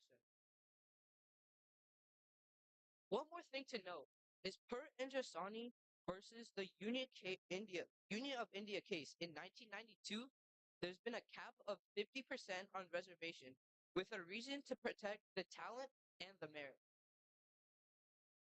Now switching our focus to census. Census is done by the government, the demographics of a population on various aspects. The first census in India was done in 1872 under British era. This slide shows how the census is conducted. This slide shows that the Home Ministry conducts the census. Capturing the caste-based data during census has a lot of problems, like the quality of data, the difficulty in analysis, people hiding their caste or giving the wrong castes, etc. As I told earlier, the first census was done in 1872, which focuses on the major caste groupings. The second was done in 1901, which more castes were added. The census of 1931 still remains as the last caste which was published, last census that was published. Congress government also did one in 2011, but the information was not published by the current NDA government. OBC reservation is a current hot topic in India. Mandal Commission provided 27% reservation to the 53% OBC population based on the 1931 census data. Excellent. This slide shows that the upper caste is less than 15% in India. Here are more caste-based breakdowns.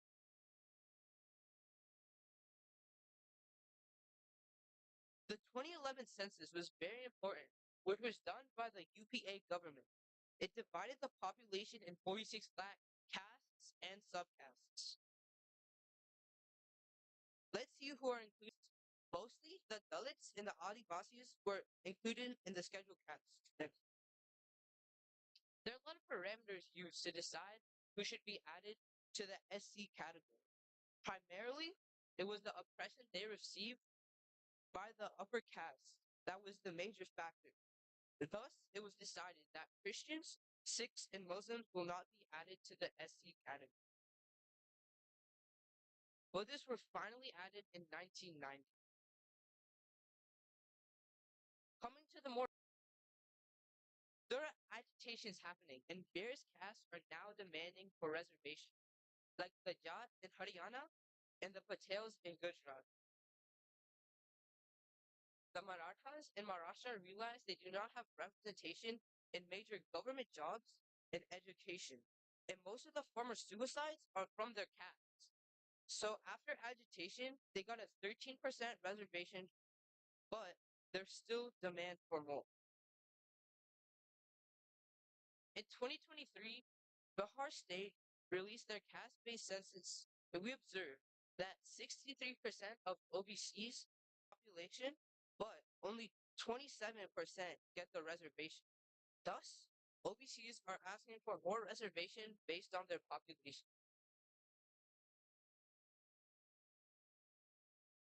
This slide shows that there are states who do not follow the 50% reservation ceiling. Chhattisgarh gives the highest reservation of 82%.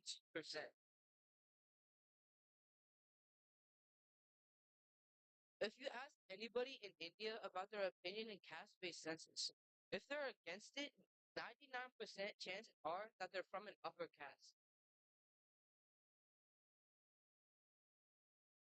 The reservation was all possible by our Messiah, Dr. Babasaheb Ambedkar, and his constitution.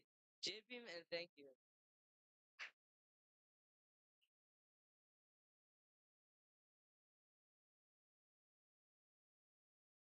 Thank you, Ahan, for that informative presentation.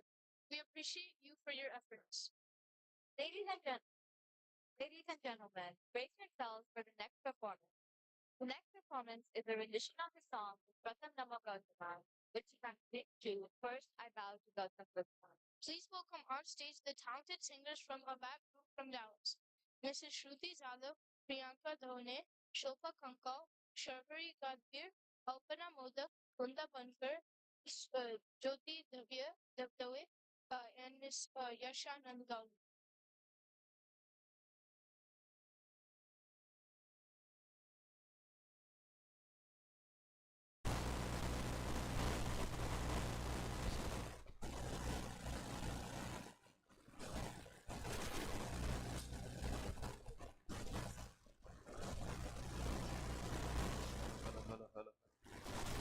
Hello.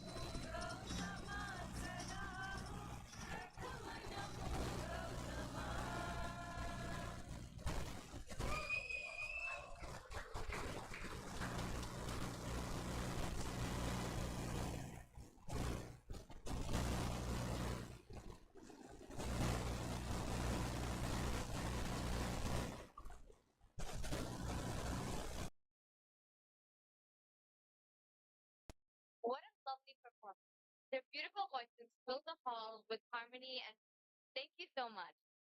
You're absolutely right, Prashni. Moments like these make events like ours so special, where diverse talents come together to create something truly beautiful.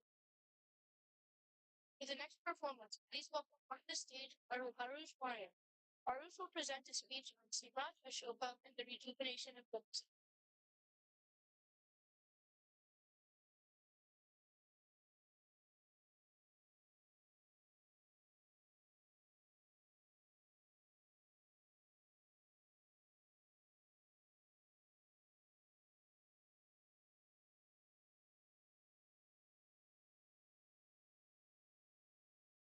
Good afternoon, everyone.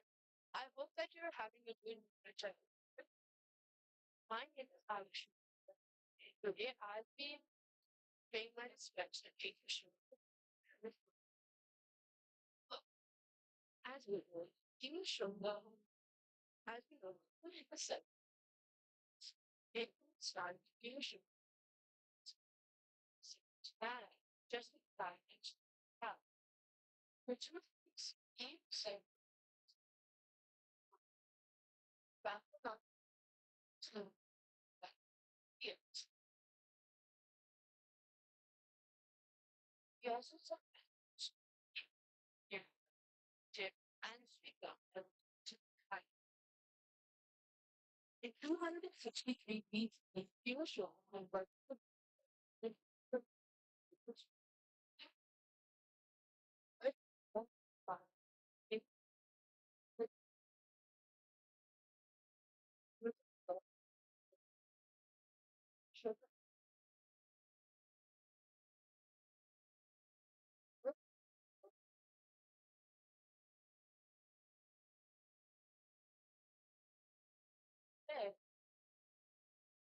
dead. Simple with his devoted faith in touching God, which each step was a good man practice. All what it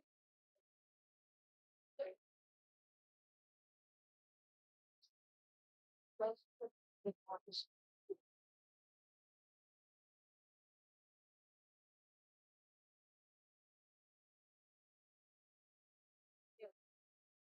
The parts of restaurant software was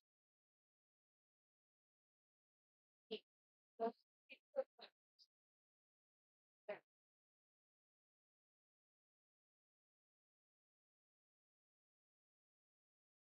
they most of the things that person and so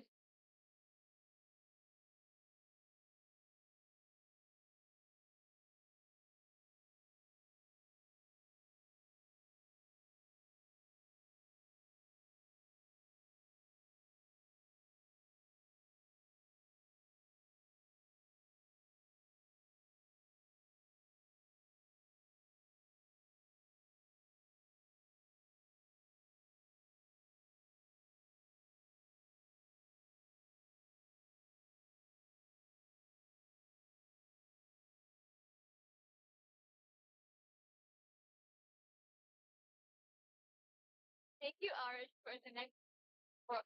We truly got transported back in time and explored the inspiring journey by Buddhism under the rule of Dhamma Chakra. Now, get ready to be mesmerized by Richard Wagner as she takes us on a journey with his musical symphony. Please welcome Rashad Wagner.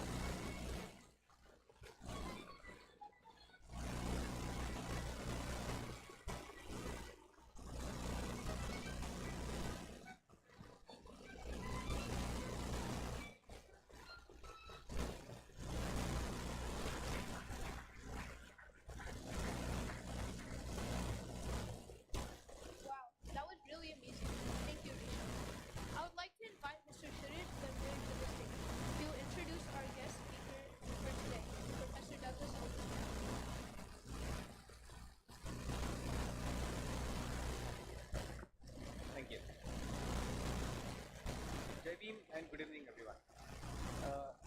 Amongst ourselves we have Professor Douglas today and I want to introduce him first. And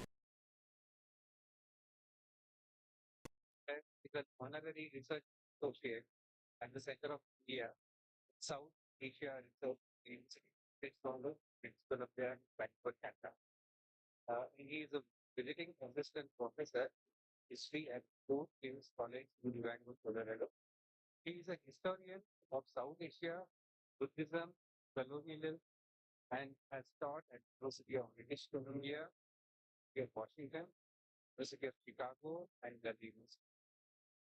With more than a decade of archival research experience across a dozen countries in Asia, Professor Omer has written on numerous Asia-related issues such as foreign diplomacy, modern Asia, self-immolation in contemporary Tibet, Hindu nationalism, Buddhist Marxism, the politics of heritage, and anti-caste Buddhist kingdom.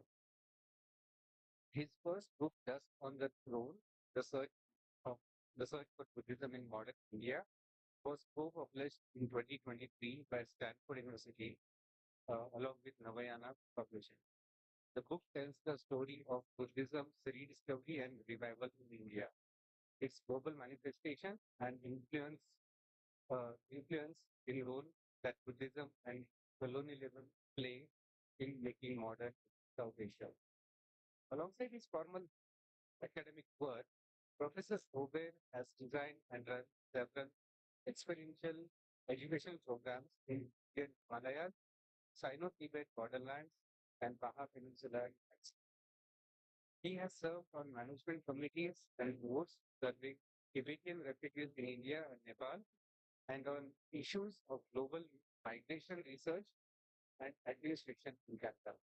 Professor Ober is also an avid rock climber, runner, all around backcountry enthusiast, and generally enjoys any time spent outside.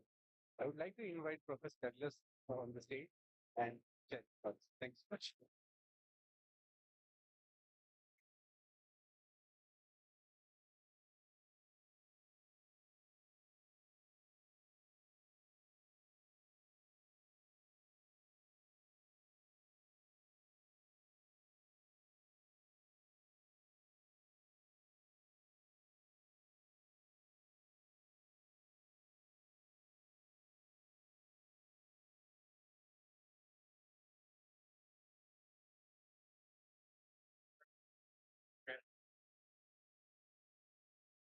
Thank you for I invite you into your home. It's been a wonderful time to be here now, be here with all of this grace. I'm truly honored to be here on this weekend. It's already now I learned some of this to but I think back in August around that time. I tried to imagine what I would care with my interest or some benefit. I'm a professor by training, so I've been academics tend to draw on and like right hand time. So I'll do my best to try to keep something more entertaining. I don't take master violence. I will do my best. I was confess that although I have read much about writing for personal life, I've written about various angles. I'm not a biographer, and I've not really claimed this scholar. In fact, my introduction to Ambedkar emerged in my training. So, my first began studying with 25 years. I knew nothing that Ambedkar very sure. Spent time studying on it, but let alone what they've done. Over the course of my training, studies like letters and that. Now, I think this kind of event here as the sort of picture right here thinking of the introduction. But I do think something to learn turning into an image like this hallowed moment when I met person and vowed to hold 5 minutes. This photograph here, this is a moment of gripping so this big from stadium, the dome, replica of they give me the Johnny giving them the link back to your show lines and signs. And as we all know about the Ambedkar today, Ambedkar then went on to lead to his thoughts of mention. And while the dreams about the articulations and sense of values steps, eight of them were more deemed to join a clear line which that is these vows are those that should not only affirm their own dignity and self-respect and Buddhism, but have also up a rigid anti-caste and express unwavering faith in the ability of the Dhamma, system of inequality, and dogma, blindness. Now, from an academic perspective, what's become solved on this moment has often seen this kind of radical anti-caste movement, something that began with something that he crafted or invented in word. But there was, in fact, much longer history of anti-caste Buddhism in India and obvious parallels to Ambedkar. It's the kind of broader history which is what that we'll speak about today. So anyone who studies Buddhism will eventually come to know various yanas that have shaped this history down through. Right? The term yana in English is called prayer to the gift vessel. Right? It is literally in the vessel that we spirit. The means by which one buries the fall, prevent water, samsara, for its translates over to the light. Now there's almost no shortage of yanas. The Hegayana, the Bodhisattva, one vehicle, the Bodhisattva yana, are Gita's affections, the vehicle, but the most well-known is yana, those that bear a lot of all systems of thought fragments that remind us of the path of evil, fast, here, university, and ratings, all sense. But what are the now? The term Abhijnana is focused on the time, but he did not point, and it appeared may have been a one there, like as part of an often about conversation and the night. Now, records of that conversation, journalists pushing him to categorize. They want what kind of image would it be on Ghana, would it be Theravada?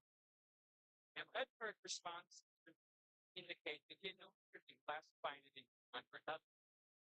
Just put it, if what call it something, call it now.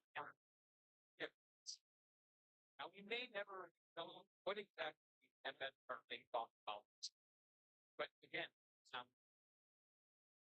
the decades prior to his life, the term Navajana is reflections. In the 1920s, for instance, the Punjabi revolutionary scholar Trisharan Panchasheel often used the term Navajana phrase to denote modernized foreign language spoken to foreign. Japanese business way she followed the even public Bible English Japanese journal by that same title. And in the 1930s, a British Buddhist by the name of Captain Day Yolam published a book by that very title. It's a novel. So what is Navajana? With that particular made. Articulations of this really appear in Ambedkar's writings. Material in Dhamma Revolution. Now, these writings make clear that Ambedkar's perspective, even the living path, front transcend qualities that give her. It recognized the importance of society transformation as the integral part of the journey. Scheme anti-caste amendments found on self-respect, quality, freedom. Now, again, many scholars, they've often argued that because of the emphasis on caste, evidence, justice, ethics, Ambedkar perhaps been an outlier. But I hope today's can disprove this idea, show that Ambedkar's wisdom is very much in alignment with wider anti-capitalism, freedom and protected. Now, none of the women discussed today ever achieved success with Ambedkar's. but I think they represent an important kind of lineage to understand historicize why Ambedkar is such a monument. So let us turn back some 100 prior. The life and activity in the 19th century anti-caste reformer were a specific way that we actually see some of the earliest evidence of this modern anti-caste of the Sullivan and Bedford's father, Peter, well, and by writing his own alternative history. Although it will certainly not be put in as released into the 100 years, then we were brought to translation to the 18th century and fathers achieved time. But now, this text was originally authored in the first century by the ex-comic also brilliant work that applied to the template problem. Reducing the now, despite this statement, the early I actually graph yet understood enough like the I get why questioning. Right. Right.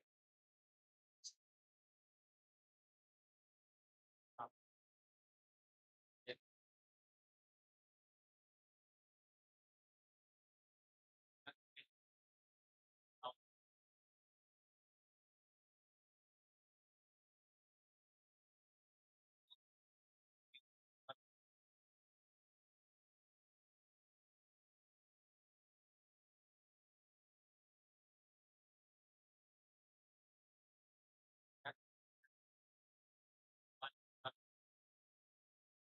Abraham Lincoln and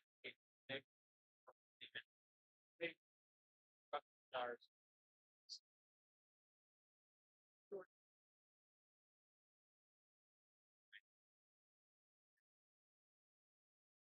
By the time they take that by a wide range, all the early teachers kind of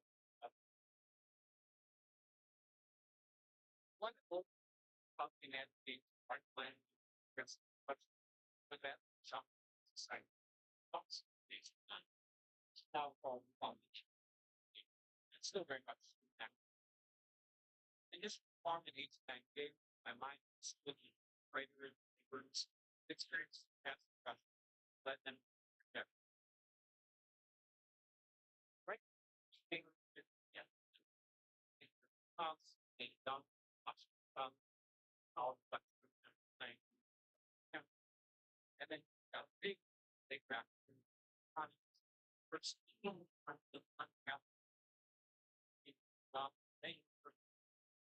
or in himself in internet and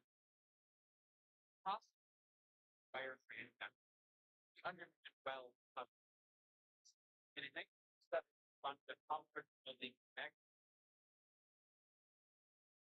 That's being scattered wider. Now, that next, that's just one of the things.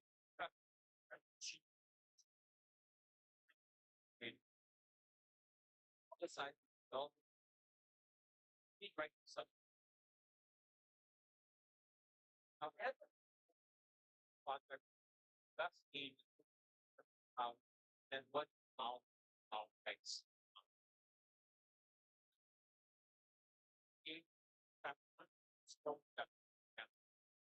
Which I tell in 45 years, for Ambedkar, 100 of all Southern India, this British not need much stand. And in fact, left south of the time. And that started with welfare for 94 year travel, one of his grandparents. Now, for most material unpublished finance guests located. But under a thing of you actually cross that we spend again on quite a lot.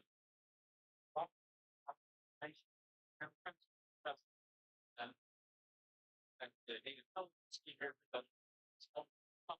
English. And also wrote wide variety of science, but the proper definitely gain by fact and that term on best that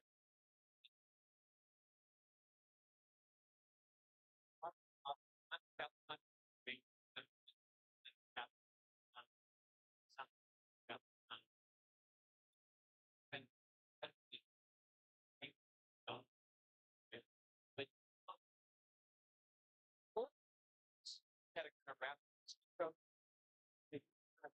French, English, and German. And they were covered like red black it's not but like say important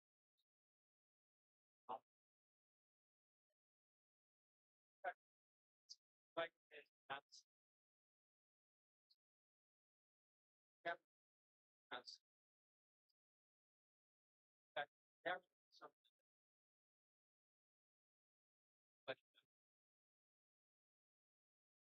modern day complexity and thought that's from anyway things. And I'm not going to up there. Instead of behind, I'll just provide a very one page of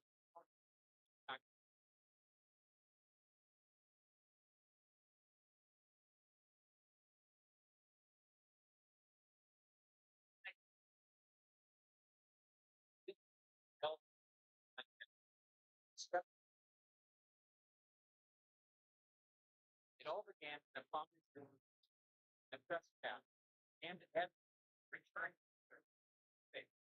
right, yeah, which however did not go back to the past.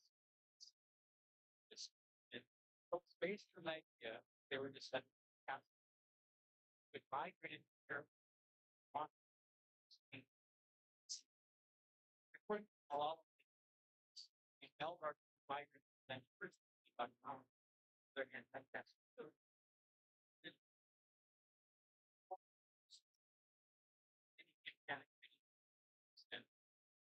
Right, all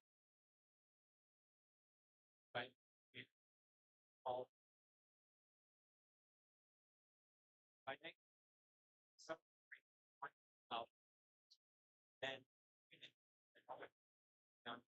take a breath. They even know our but except open stop and bring they don't just have they begin to bring these things across. One of all of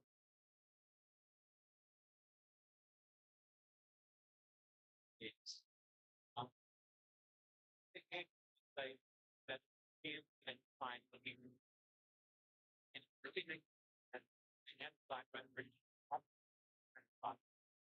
and then over object say they then bring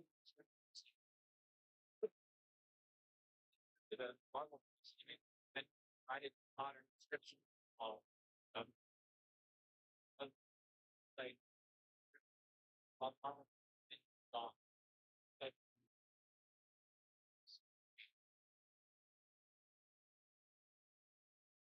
now it's like no God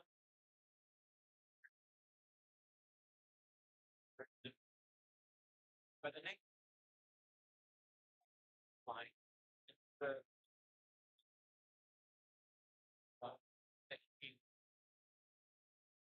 other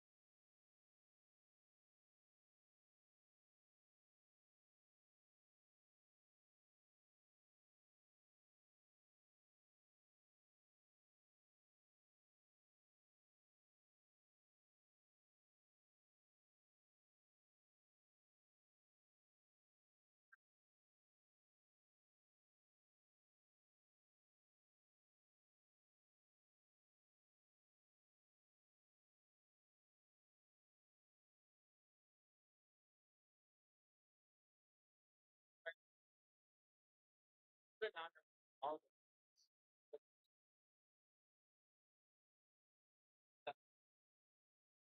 like down front classes.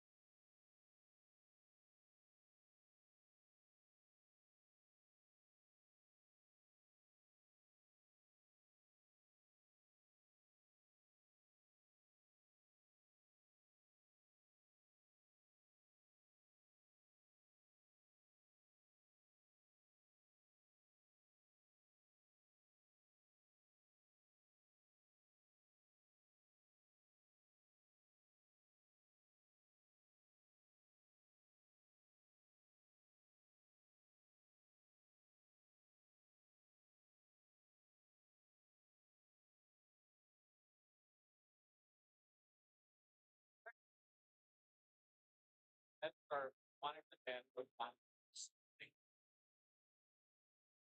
that on the 9 years spent in one by very small and money. But quoted complicated argument and parallel. Although the whole thing by the of the and text of the original form that in this book quoted under art the book Dalit and lower caste the original text from the private name named by preach then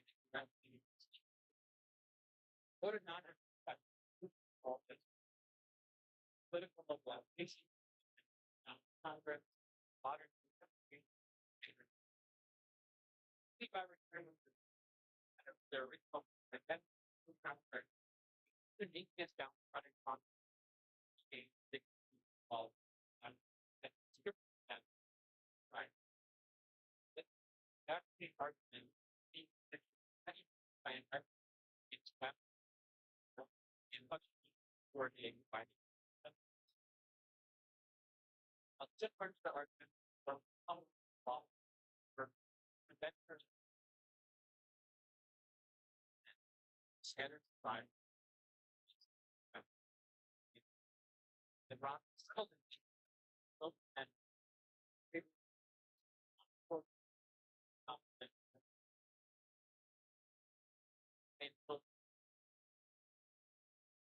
now there's only that third one. And I don't think that we support offer by me. That's true. Why not? But also challenge moreover, not all that part of mind not on sort of think that yeah. About and how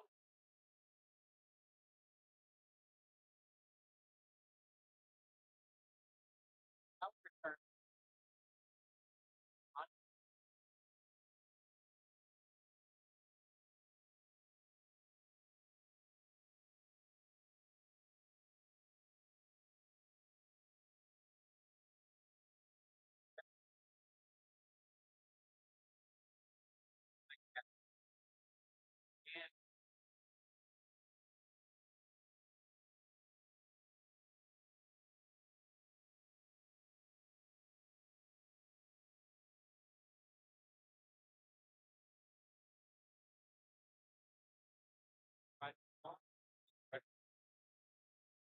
or speak from like step difference.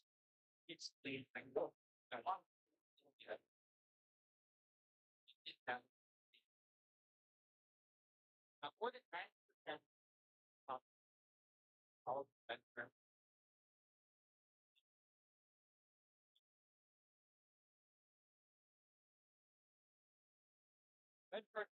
like that. Like, or get a let's go. It's so that's our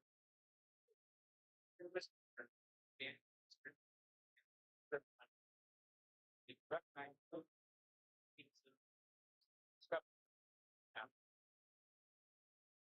like all other young something body young that first let's find out what grows desire lay the groundwork for hot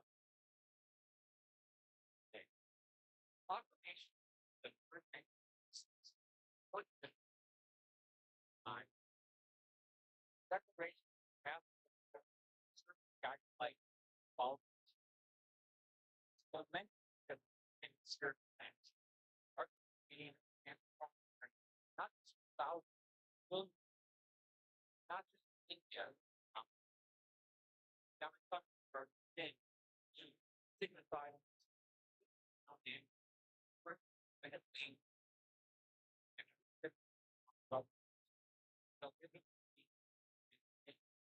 ongoing. As I look out here today, as political fire and your thing, I didn't have that very solved. It's the principle.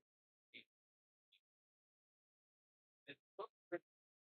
I asked that all ratio that see that it got fine and all but better find you take that have the load and so and make the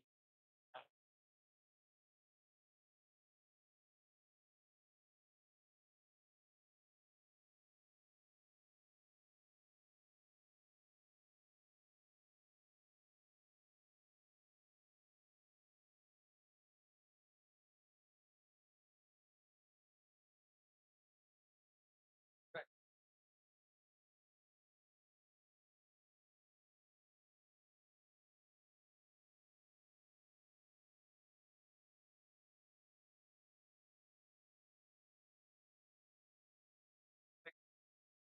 That was the first. So was now an concept of the task very local in a or one on those patient with patient. Then the second is essentially take that forward. Is that finding its foothold in its work and have that been studied very again, it's not very but is it becoming mainstream or more of younger generation who was that part of good? Yeah, so I think that's very much first step in terms of where okay it does have a very big but it also really concept both in Japan then much down south why help think kind of big thought in writing letters, writing books to each other. They're talking about now speaking of that this new generation engage practice that as far as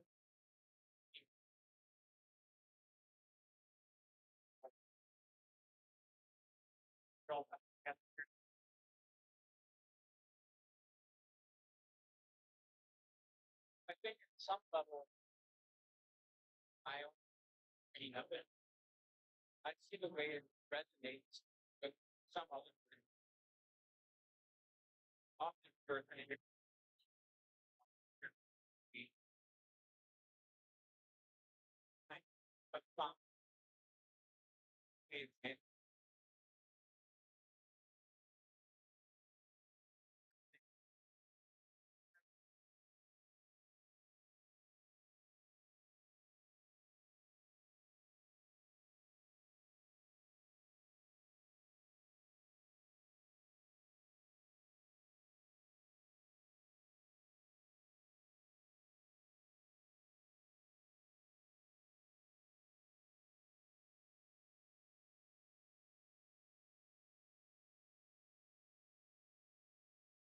So much.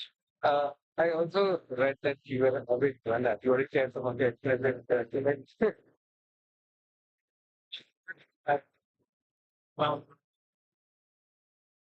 but there, get iron in. Some way that you have that. Probably practice like June. Keep running.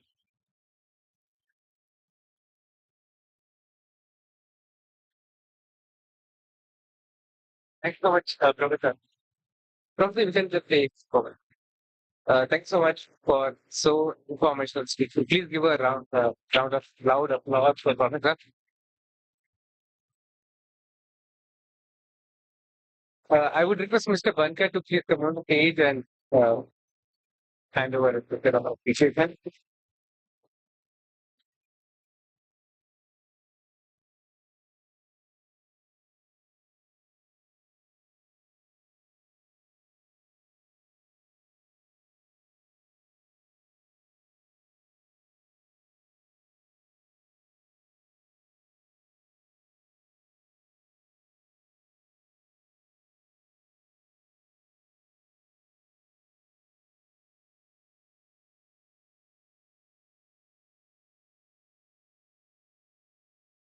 Once again.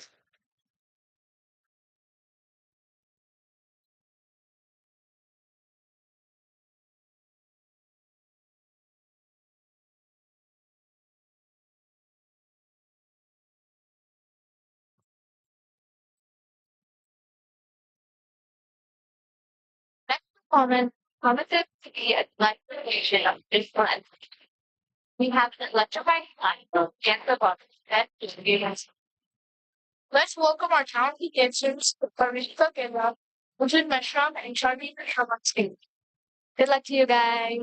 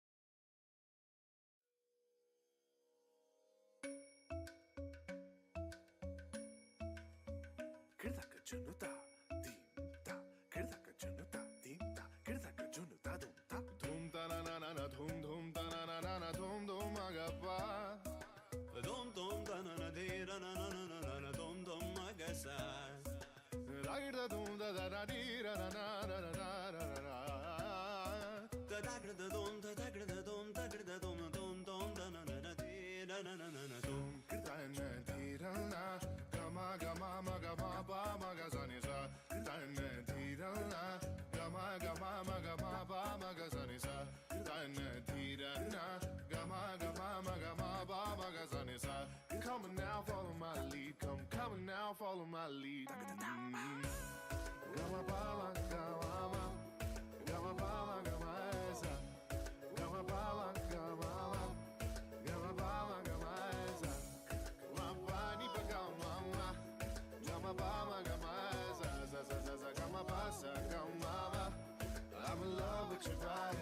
Why, why, why, why? Nini bama ba, nini bama ba, kari sa ni. Why, why, why, why? Pani sa sa, pani sa sa, pani sa sa. Why, why, why, why? Kari ni sa, ma, kari sa ni da ba. Why, why, why, why? Takar, takar, takar, takar, kat, kat, kat.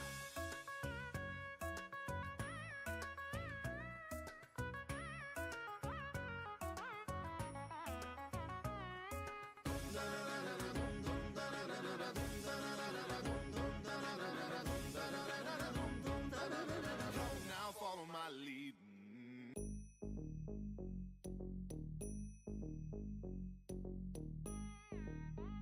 Ta jum nam ta rum ta dhalam ko tak tak ko da da gida gida gida gida ta jum ta ka jum ta ta kita ta da ta jum gida jum ta ta nam ta rum ta kita ta da gida gida gida gida ta ri ta dana ta run ta dim ta da jum ta nam ta rum ta ga dim ta gida gida gida dim ta gida gida ta jum dim da ta jum nam da ta jum tam ta kita dana ta da gida dim ta gida gida ta jum dim da kita jum da kita jum da kita ta jum gida dam ta ni ta ta dana ni ta ta gida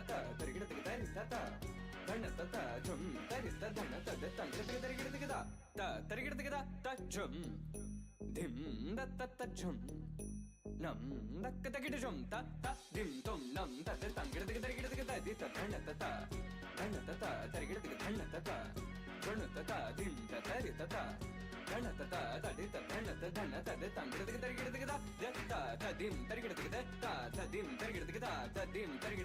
ta dim gida jum gida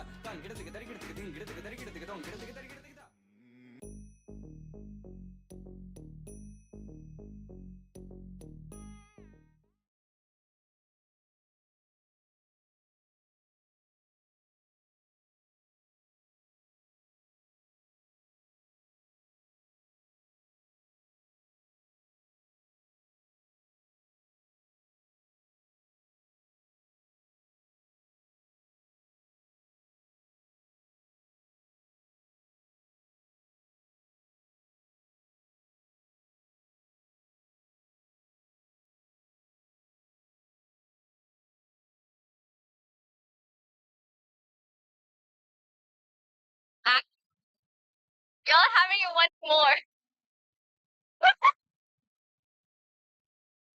Y'all gonna do so good.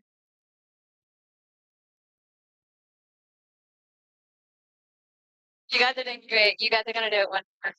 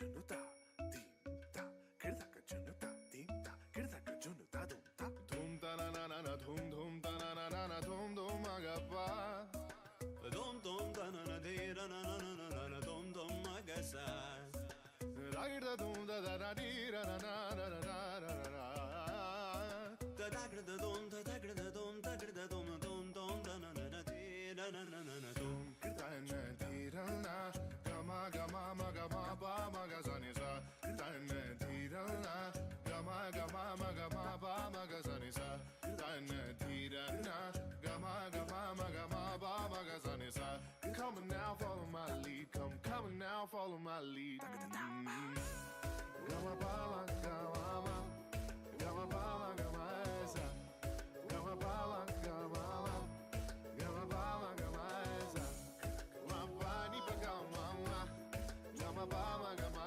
sa sa sa sa sa gama ba sa gama ma I'm in love with your body why niri ba ma ba ga re sa ni why pa ni sa sa pa ni sa sa pa ni sa sa why gare ni sa ma gare sa ni da ba why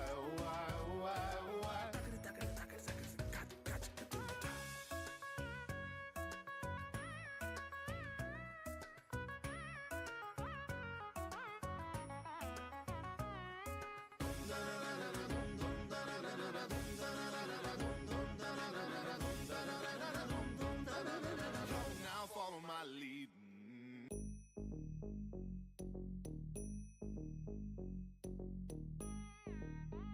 ta jum nam ta rum ta dhalam kuta kate kuda de tangir de tangir de ta jum ta ka jum ta ta kita ta da ta jum de jum ta tanam ta rum ta kita ta de tangir de tangir de ta ri ta dana ta run ta dim ta da jum ta tanam ta rum ta ka dim ta kir de tangir de tangir de ta dim ta tangir de ta jum dim da ta jum nam da ta jum tam ta kita dana ta de tangir de tangir de dim ta tangir de ta jum dim da ta kita jum da kita da jum ta jum da kita ta jum kita de tangir de ta dam ta ni ta dana ta tari ta tangir de ta dana ta jum tari ta dana ta de tangir de ta tangir de ta jum dim da ta jum nam da kita jum ta dim tum nam ta de tangir de ta di ta dana ta tangir de dana ta dim ta tari ta dana ta di ta dana ta de tangir de ta dim tangir de ta dim tangir de ta dim tangir de ta dim tangir de ta jum tangir de ta tangir de tangir de dingir de tangir de tangir de tangir de Hello, sir. Hello, sir. Hello. Girls. The first attempt was better. Let's try the third one.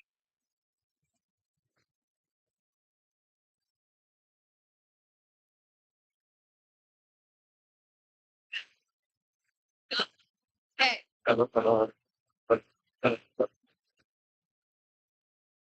That was really good. Okay. What an absolutely stunning performance. You've left us all spellbound with your incredible fusion. Good job, you guys. Now, before we move on to our next segment, let's have a round of trivia. Put on your thinking hats and get ready for the count. Please refrain from using. Are you all ready? If you know the answer, please raise your hands. I will come to you in. All right, then, let's start. The first question is, what is the name of the town where Dr. B.R. Ambedkar was born?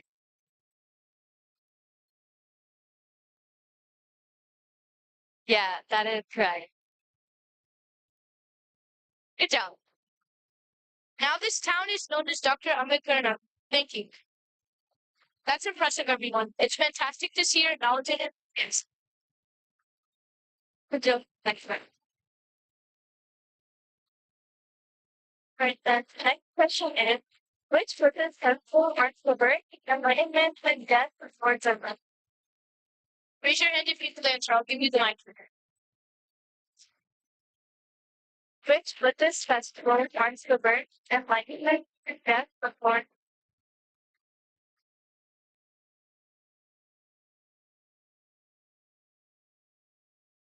Good job. That's the correct answer. Alright, next question. Next question is, what is the simple meaning of appeal?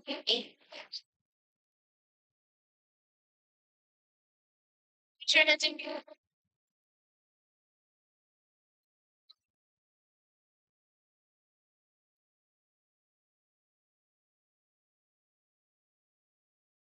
Dhamma Chakra. Oh, that's the correct answer. Good job.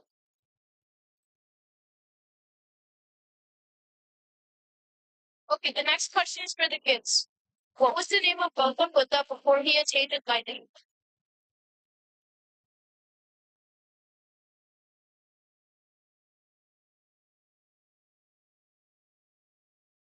Ayun. Siddhartha Gautama. That's the correct answer. That's correct. Okay, now for the next question.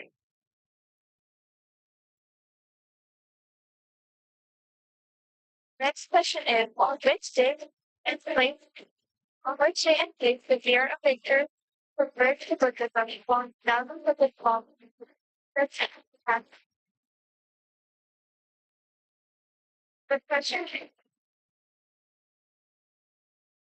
We'll try it.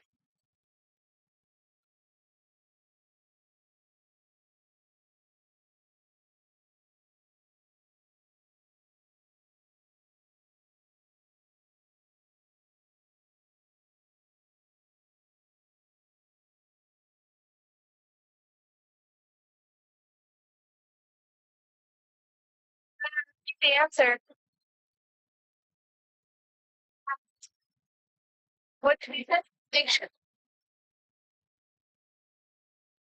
Deekshabhoomi Nagpur. That's correct. Good job, Raya.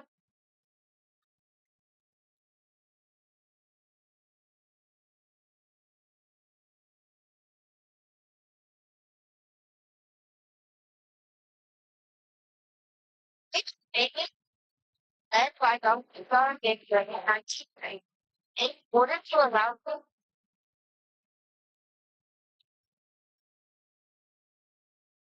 Oh wow.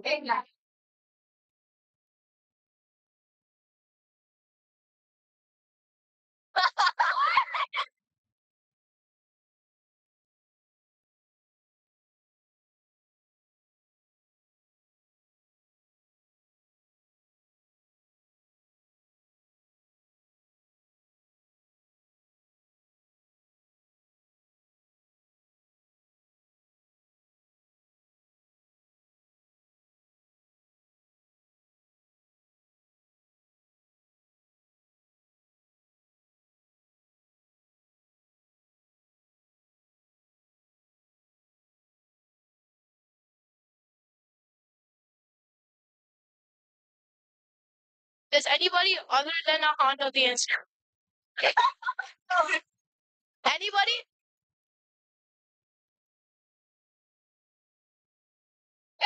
Arab, Arab, Arab, Arab.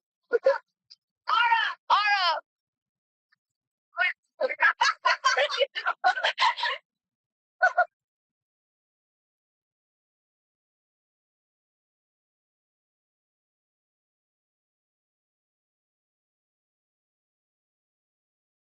Ram Temple. Not correct. Ahan, I hope you feel better, but we can't do anything about it. Sorry. Ahan, I know you looked at the answer key. Okay. What?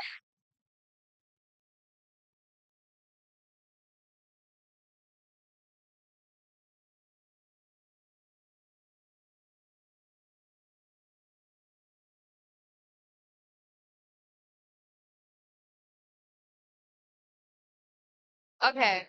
Well, it seems like our enthusiasm has reached a delightful peak. Let's take a short break to refresh our spirit. What do you say, Arab? I totally agree with you. Don't forget to stretch, mingle, and maybe even dance to our background music. We'll see everyone back here in 15 minutes, recharged and ready for more enlightening moment.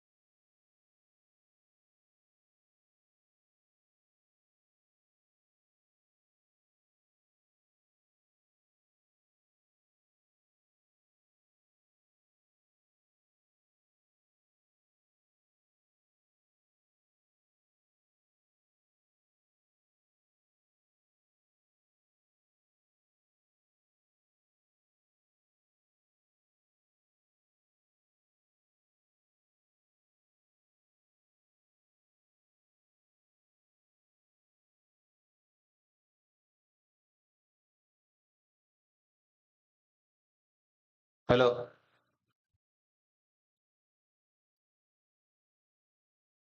हाँ ना नहीं नहीं नहीं नहीं बोलना नहीं है मैं बोला चलो बिल्कुल यू नो टेक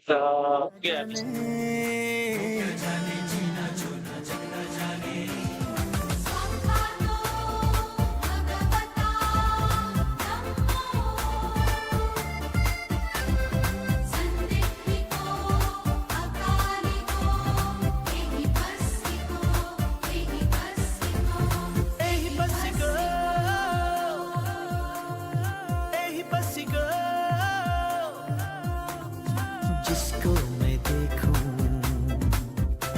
मैं उसको ही सोचूं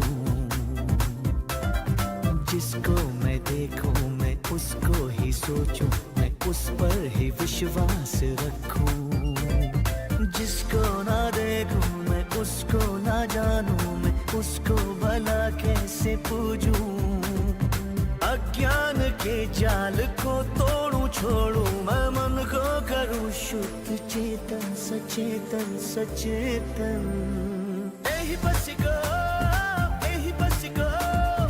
आओ देखो ना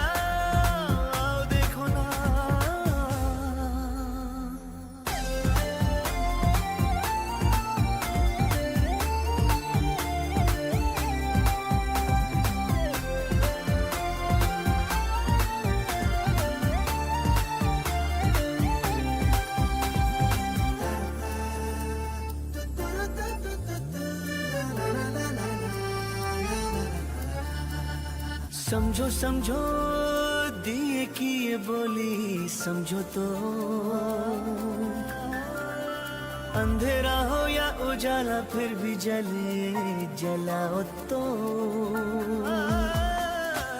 समझो समझो दिए की ये बोली समझो तो अंधेरा हो या उजाला फिर भी जले जलाओ तो होता बड़ा वो ही कर्तव्य जाने जो जिम्मेदारी पहचाने होता बड़ा वो ही कर्तव्य जाने जो जिम्मेदारी पहचाने हर हाल में जो निभाए उसे वो सच्ची वो ही संताने निस्वार्थ की राह को चुन भूनूं मैं सद्धम के धागों में तन मन ये तन मन ये तन मन आओ देखो ना यही पसी को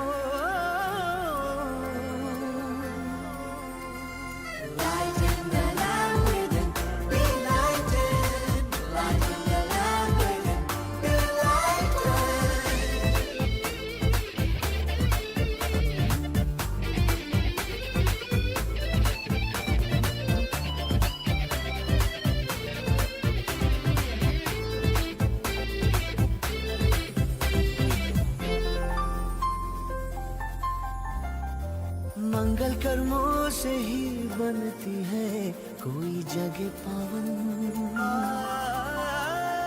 पावन रहते मंदिर मस्जिद गिरजा घर, जब तक रखो पावन। मंगल कर्मों से ही बनती है कोई जगह पावन। पावन रहते मंदिर मस्जिद गिरजा घर, जब तक रखो पावन। सौदा ना कोई हो जब जागा हो मन तेरा, छल ना सकेगा अंधेरा। सौदा ना कोई जब जागा हो मन तेरा, छल ना सकेगा अंधेरा। हर पल जो जी पाए अनुभव वो कर पाए, सृष्टि का अद्भुत नजारा। आने वाली बातों से बीती उन रातों से हट कर करूं मुक्त जीवन, ये जीवन, ये जीवन।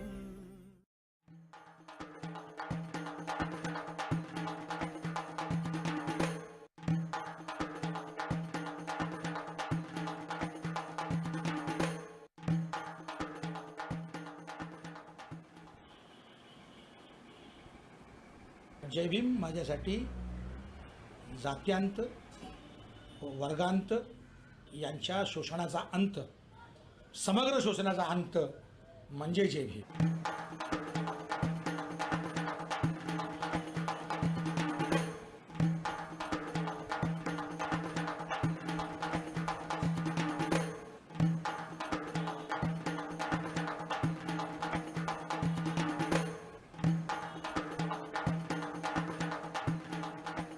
Jai Bhim is an identity for me, the identity which challenge, the dominant structure.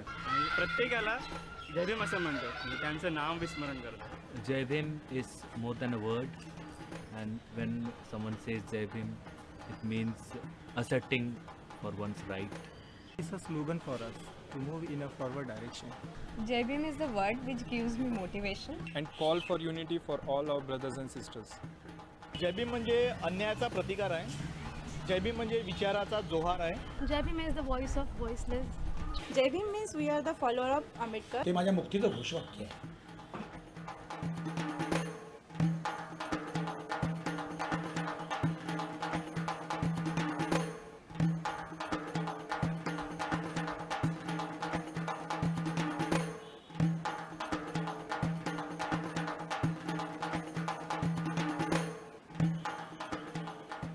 When I say Jai Bhim, it means people belonging to same social strata are united, are one.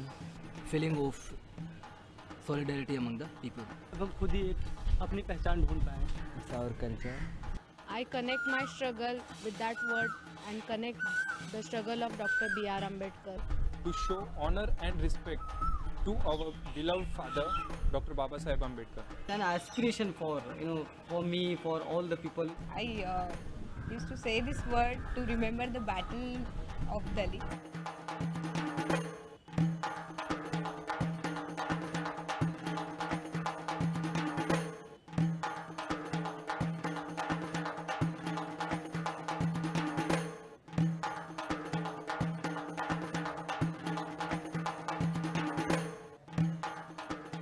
Tulshiram कांबळेचा जय भीम हा म्हणजे काही सहजपणे हसत हसत केलेला जय भीम नाही. या देशामध्ये हजारो वर्षांपासून जी अस्पृश्यता होती त्याच्या विरुद्धचा तो चित्कार होता. It's pride. Jai Bhim, a sense of pride is there. It's proud feeling when you say it. It cannot be. It cannot be explained with the words. I feel very proud after saying Jai Bhim. Happy and very enthusiastic. And feel a sense of bonding towards the other person. Connected with them, with that struggle when I say Jai Bhim. वेदना और तकलीफ झेलता रहा ये समुदाय, उसे एक अपनापन मिलता है. The actual father of this nation, Dr. Ambedkar, is still with us in our struggle, the struggle for equality and social justice. I feel proud when I say Jai Bhim because it gives identity of Dalit. जय भीम. जय Bhim. Jai Bhim. जय Bhim. Jai Bhim. Jai Bhim.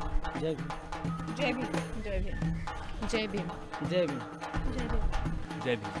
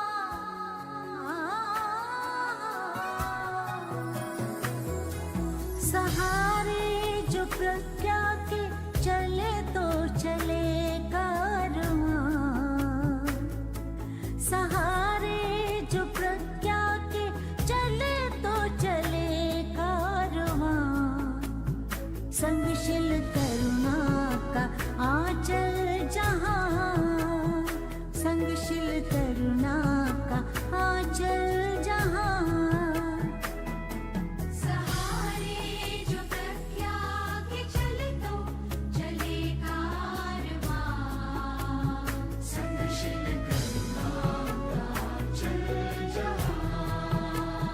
संगशील करुणा का आंचल जहां।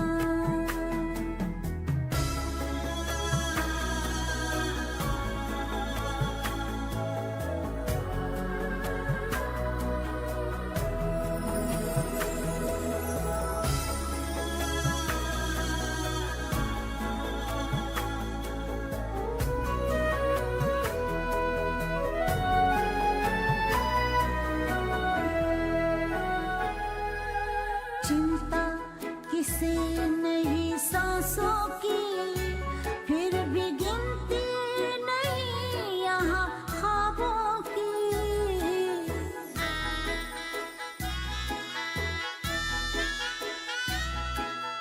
चिंता किसे नहीं सांसों की, फिर भी गिनती नहीं यहाँ ख्वाबों की।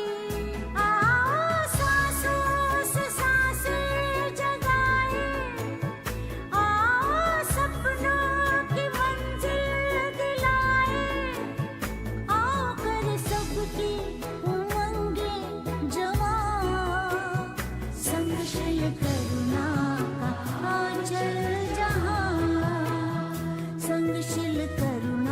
का आंचल जहां।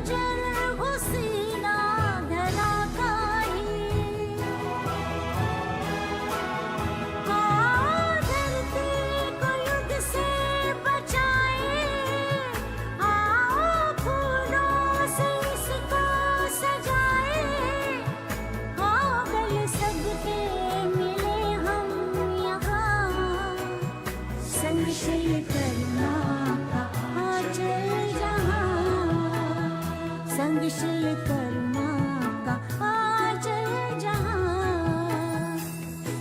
सहारे जो प्रज्ञा के चले तो चले कारवां,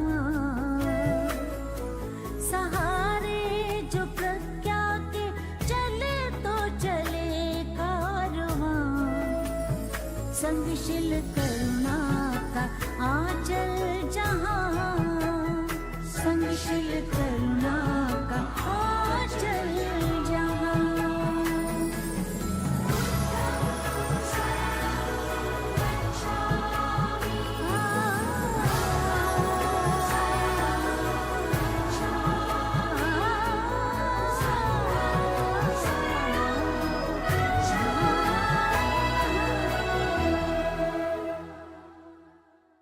वो क्या जाने जीना जो ना जग ना जाने, वो क्या जाने जीना जो ना जग ना जाने, वो क्या जाने जीना जो ना जग ना जाने, क्या जाने जीना जो ना जग ना जाने।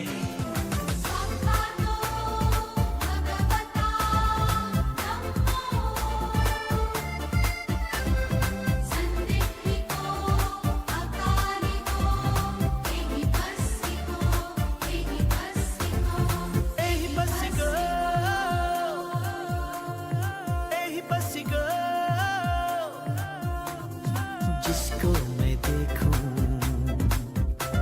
मैं उसको ही सोचूं, जिसको मैं देखूं मैं उसको ही सोचूं, मैं उस पर ही विश्वास रखूं। जिसको ना देखूं मैं उसको ना जानूं, मैं उसको भला कैसे पूजूं। अज्ञान के जाल को तोड़ूं छोड़ूं, मैं मन को करूं शुद्ध चेतन सचेतन सचेतन।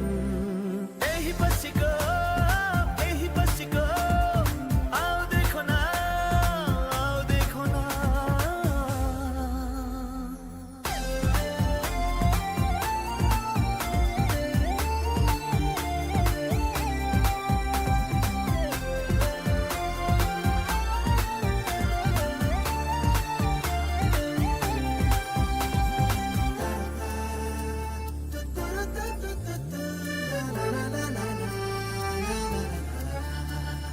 समझो समझो दिए की ये बोली, समझो तो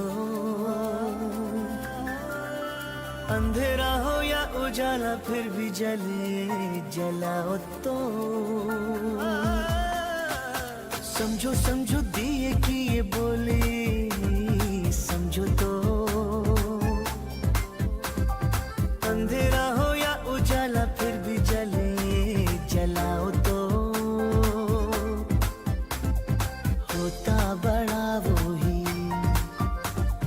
कर्तव्य जाने जो, जिम्मेदारी पहचाने। होता बड़ा वो ही कर्तव्य जाने जो, जिम्मेदारी पहचाने। हर हाल में जो निभाए उसे वो सच्ची वो ही संताने। निस्वार्थ की राह को चुनूं भूनूं, मैं सत्संग के धागों में तन मन, ये तन मन, ये तन मन। आओ देखो ना, आओ देखो ना, यही बस को।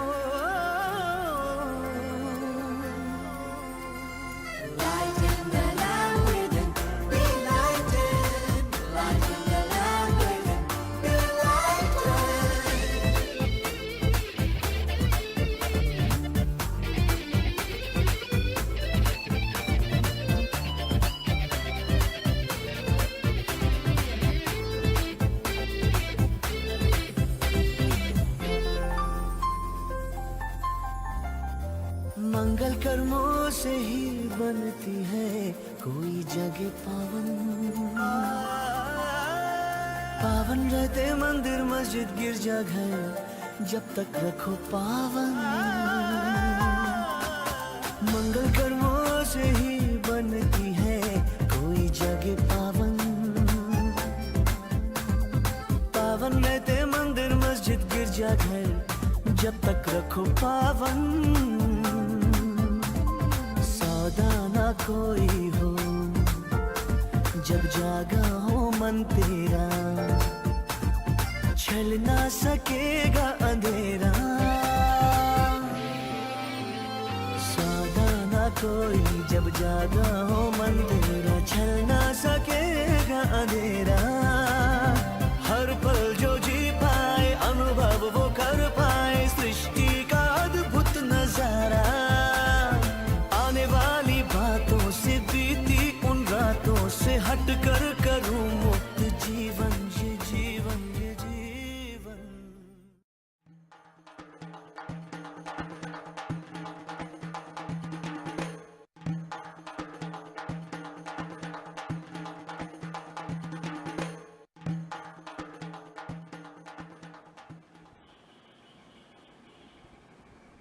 जय भीम माझ्यासाठी Everyone settle down, please. Everyone, please settle down.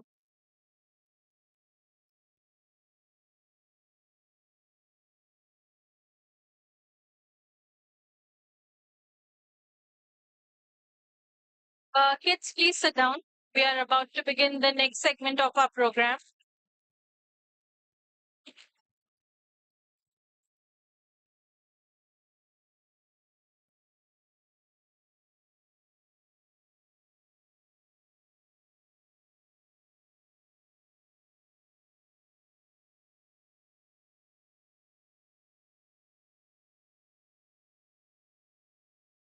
Jai Bhim and good evening, everyone.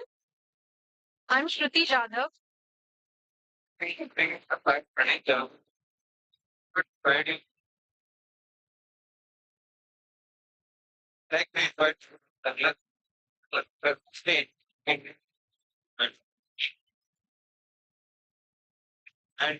that is concerned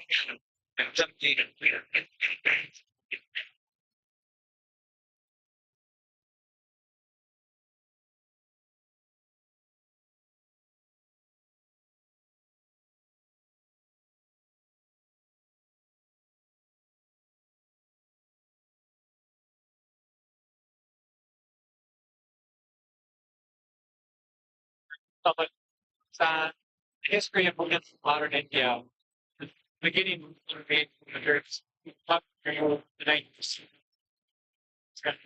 I'm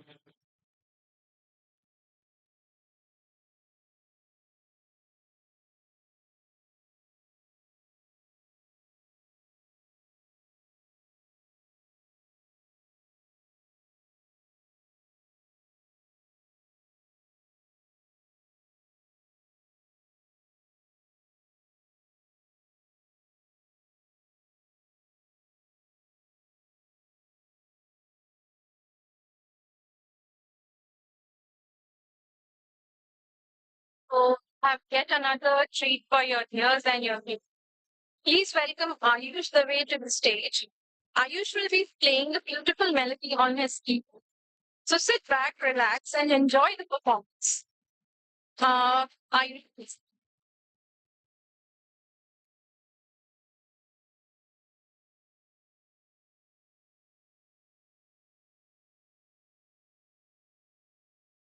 after dinner, children.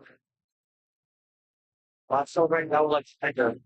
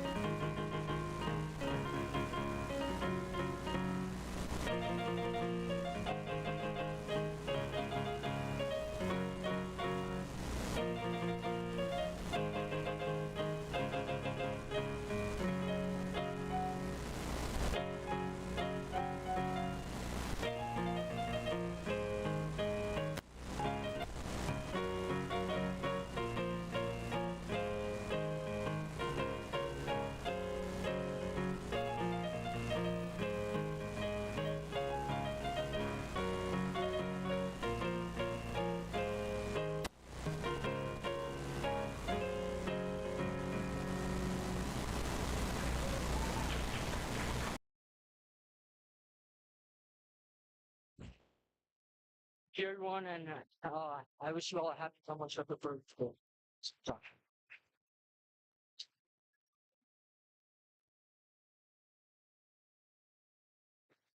Thank you, Ayush, for that comment. If anyone wants to say something about the program or anything related to Dhamma Chakra Pravartan Din, our stage is open for you. Thank you. We can even give the microphone at your place. Anyone wants to say?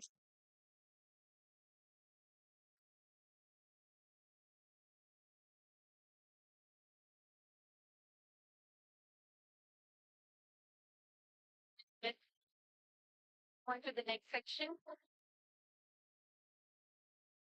Now it's time that we conclude our event. Well, to conclude this inspiring event, I stand before you with immense pleasure and a heartfelt appreciation and gratitude. Today, we were truly fortunate to have remarkable individuals like Professor Douglas Hobart and Mr. Akhil Mom. Their words have not only educated us, but also kindled a spark within us to dive deeper into the topics that they discussed. Thank you, Venerable Tunde Thupti and Venerable Bhante Nyan Rakit. Your presence and blessings have illuminated our youth. I also want to express appreciation to our uncles, Ima, Kunjal, Arav, and Raj. Their seamless hosting and engaging conversation and delightful interaction added a special charm to the event. Let's give them a huge round of applause for their excellent talking.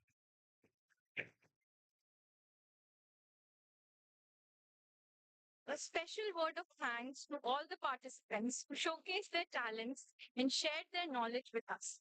Your performances added vibrancy and depth to our program. Let's have another round of applause for them.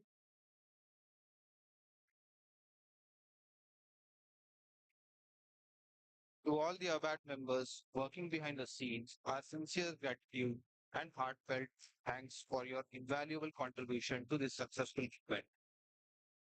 Also, our gratitude extends to the audience, both present here and those who joined us virtually. Your enthusiastic participation and engaging interactions made this event lively and memorable. Thank you all for being a part of this incredible event. Your presence had made this gathering exceptional.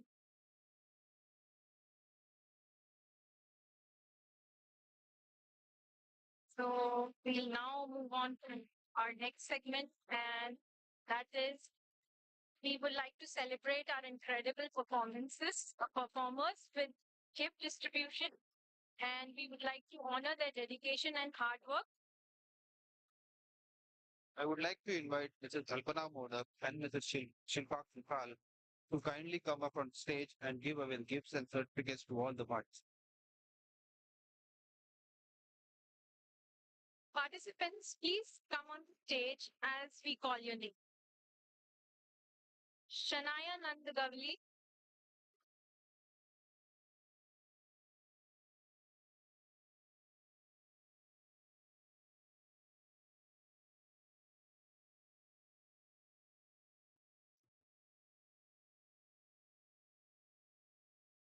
Ara Sahu, Raya Modak.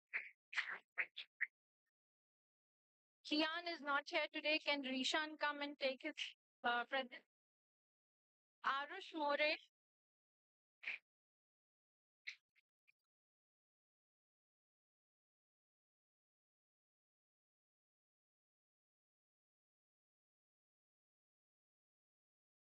good job, kids.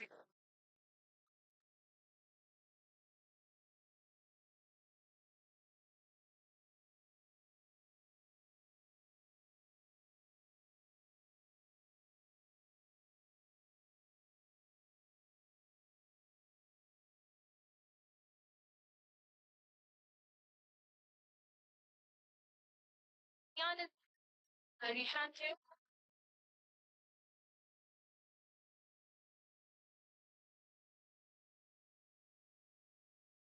Arush More, Arush, where are you, Arush? Questions. Next is Ayush Kangal.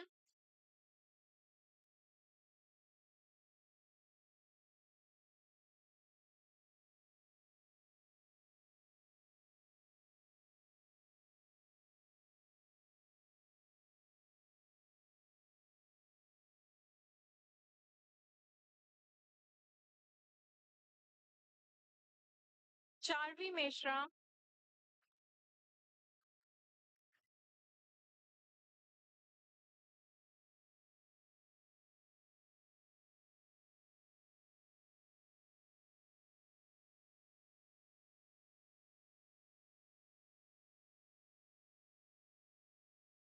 Ahan Nandagavli.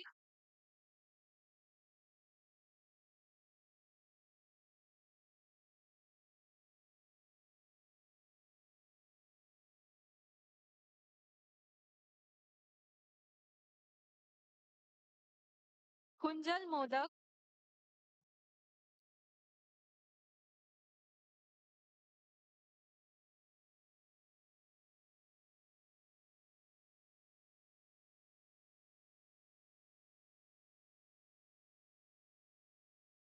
Arav Sonavne.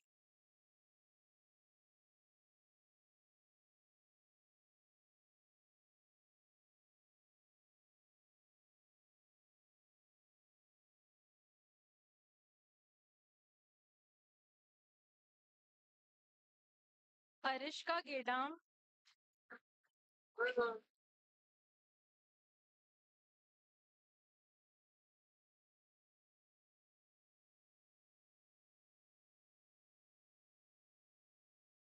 Runjun Meshram.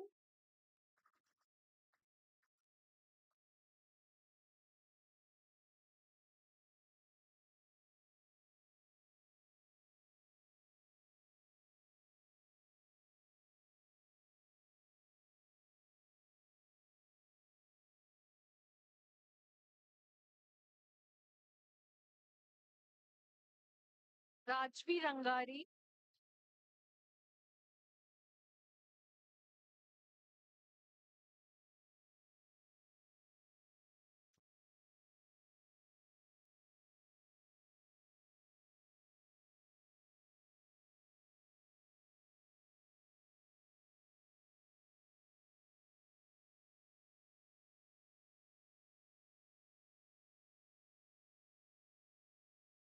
Ruthvi Rangari.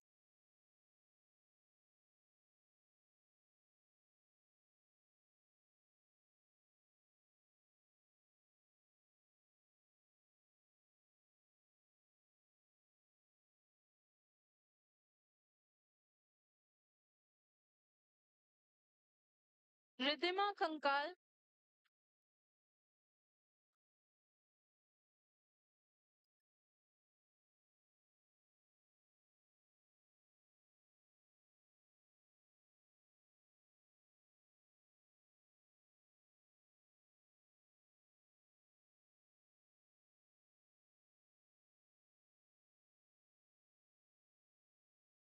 Ayush Dave.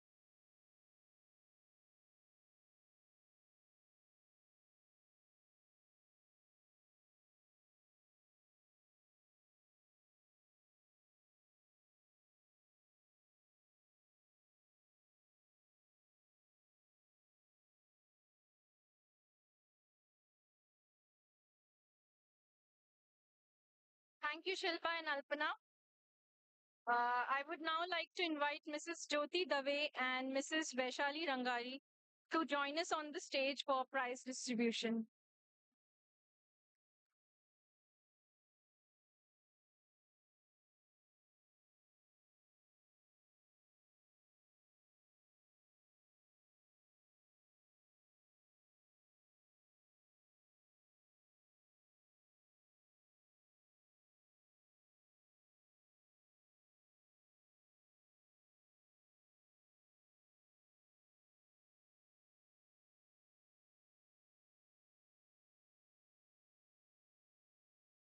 Ashni Sahu. Can we have Ashni Sahu here? Ashni, come on stage. Yay, Ashni, come on stage. Come, come.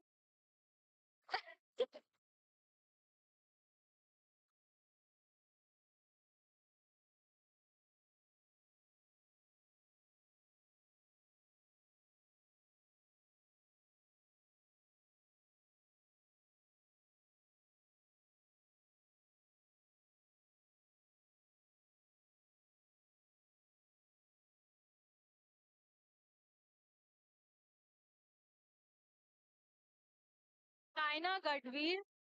Can we have Shaina on stage?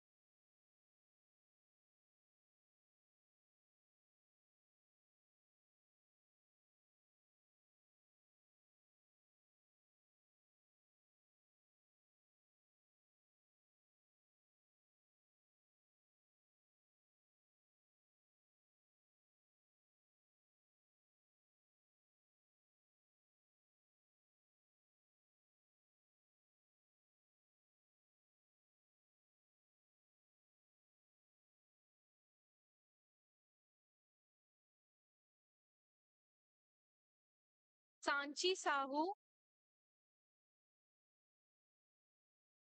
Sanchi Sahu. Sorry. Sanchi, is Sanchi here? Okay. Sara Sonamne. Sara, please come on stage.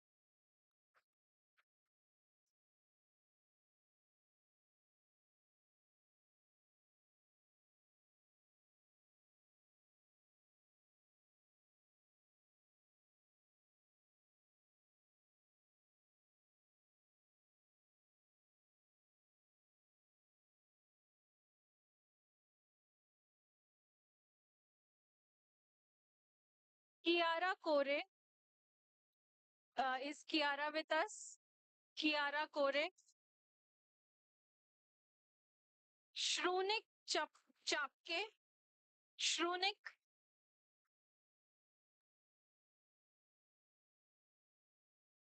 Okay. Arhant More.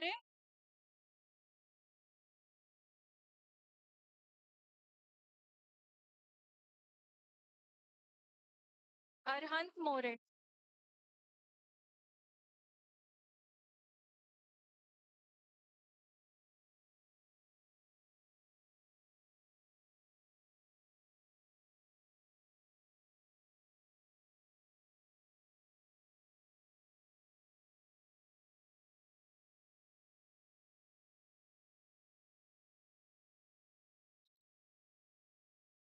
Yes, guys, silence, silence. Shantata Rakha. Shanay Gadvir. Shanay, please come on stage.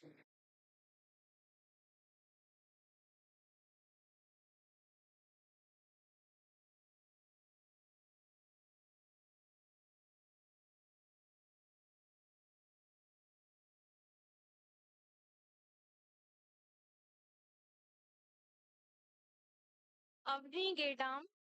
Avni Gedam. Please come on stage. Avni, come on stage.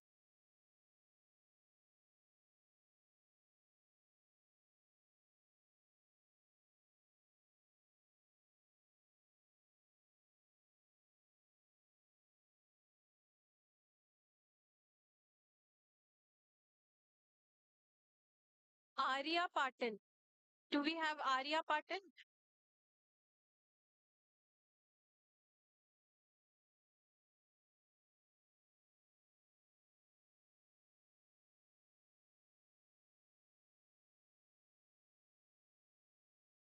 Abhishri Dave. Abhishri Dave didn't come.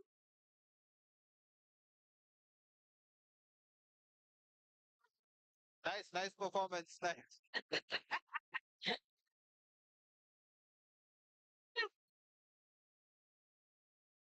Rishan Wagmare. Rishan. Nishan Wagmare. Rishan, can you come up?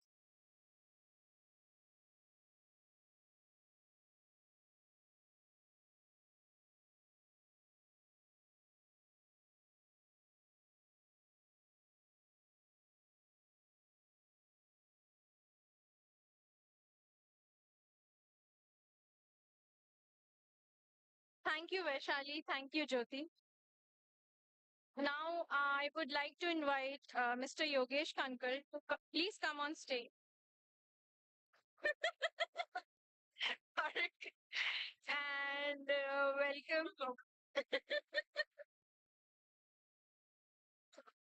Okay. I would like to invite Mr. Yogesh Kankal to come on the stage and welcome new members to the ABAT family. Hello.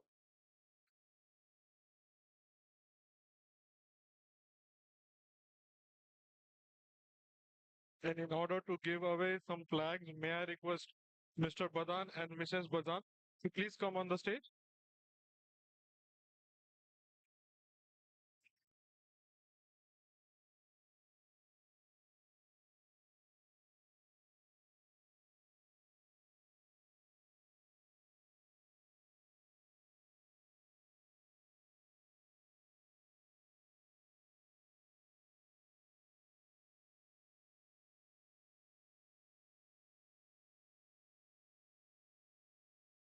And for the new members, so this is the token of appreciation that we would like to present it to you.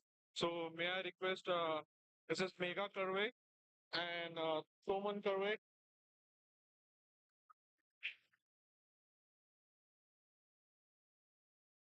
Tanom Karve and Abhinom Karve.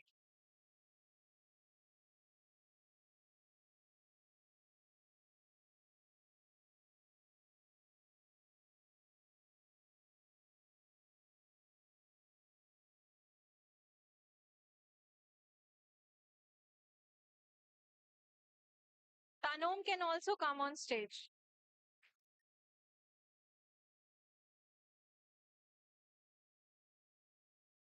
May I also request Sarvana and Anu to please come on the stage?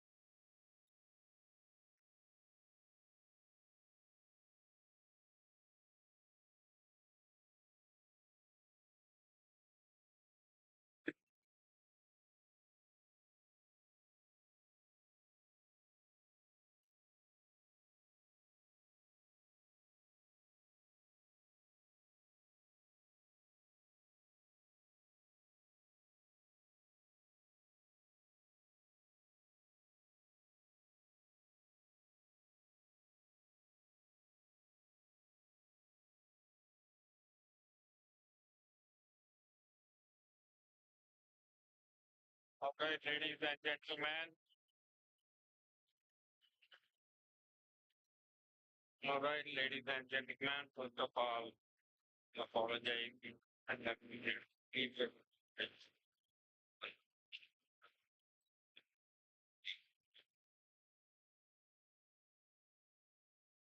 For you guys that showing up and always gave me my anything I get, anything I can do, that all me if I can do it, help you. And God bless you guys. Up.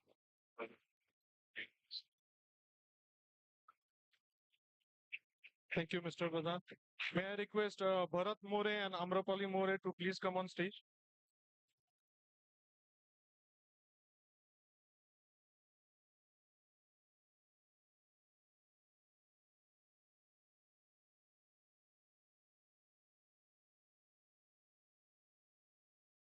And Pradhan has been a very good support for us. So this is our token of appreciation to them.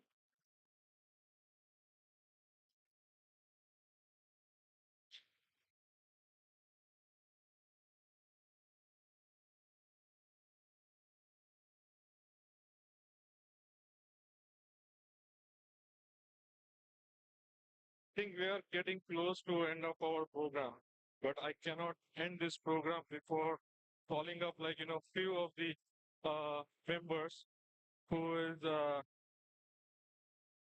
who are also new to our organization, and they also took very much effort to coordinate this program. So may I please call upon Sugat and Priyanka, another new member of our team, to come on board.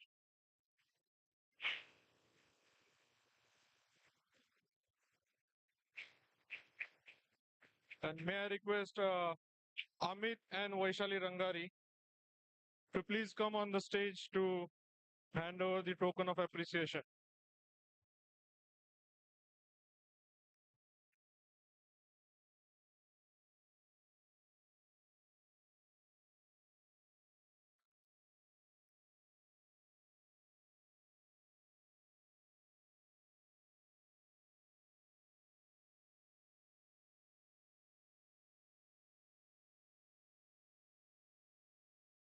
And may I request Praneeth and Shruti to please come on the stage as well.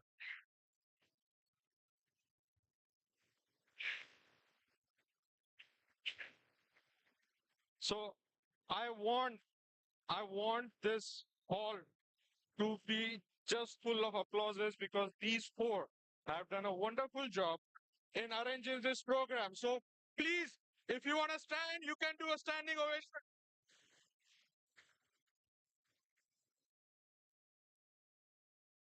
Without these efforts of these four, I don't think this program would have been this great. So thanks a lot, guys. You did a wonderful job altogether. Thank you.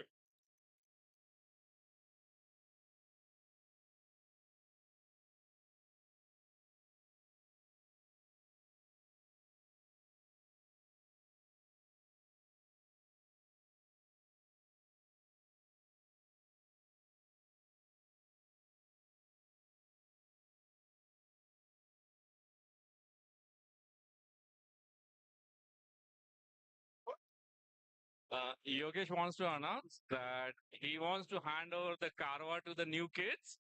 So, okay.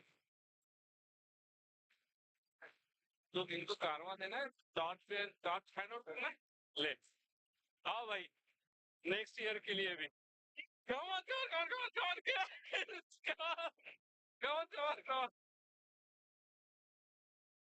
आप हाथ लगाओ sir आओ Yogesh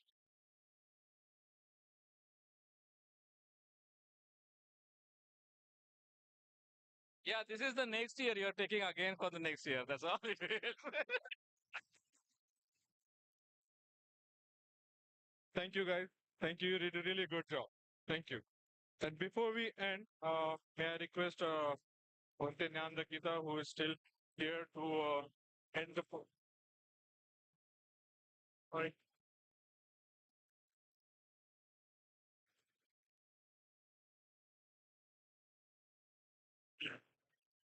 Hello, everyone.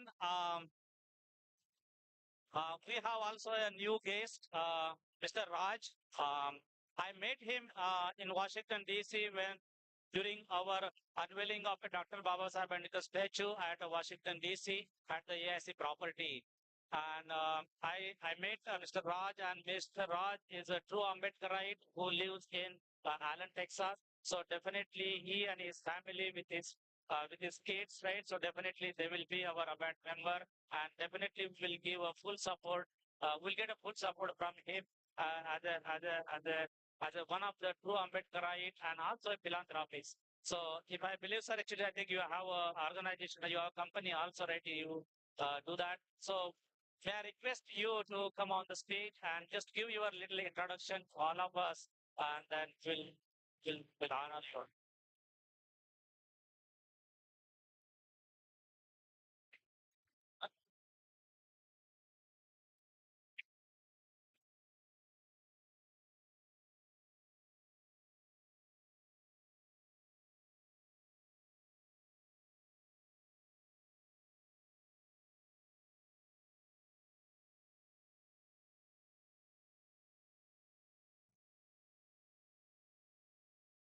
Look, big good morning and I'm 16. I apologize if because it's for I had an opportunity in the Ambedkar amazing event, very well organized, sure that very well, and we will be participating in this year. I have a daughter, Bharatanatyam, and I would vote that if form for what is And again, great gathering and so much of not one person, all together. I'm really happy. I've lived in England for sure. Like, I look forward and driving the again. Thank you very much for. Thank you, sir.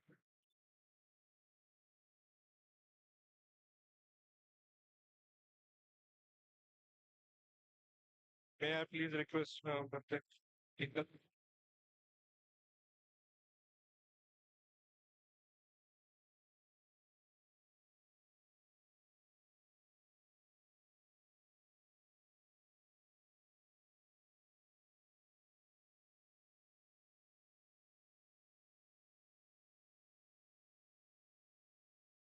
Correct. So this is the last water fountain. So let's ready to get the blessing from the monk. It is very important. But before that, I would like to explain something about the Dhamma Chakra. What exactly it means. You see, it is especially for the children, you guys have to remember it, okay? So Dharma Chakra, it is rolling. It has a 24 spoke. Why do you know that? Huh? Because of three reasons, it is 24 spoke. It came from Ashoka. Ashoka made it. Because of him, it is still in Indian flag. Okay? So Dharma Chakra always represents whole of the Buddhism. You don't have to study all the book. If you know the 24 spoke, it is enough for you. Okay? For three reasons, it is 24 spoke. Number one reason, 24 spokes means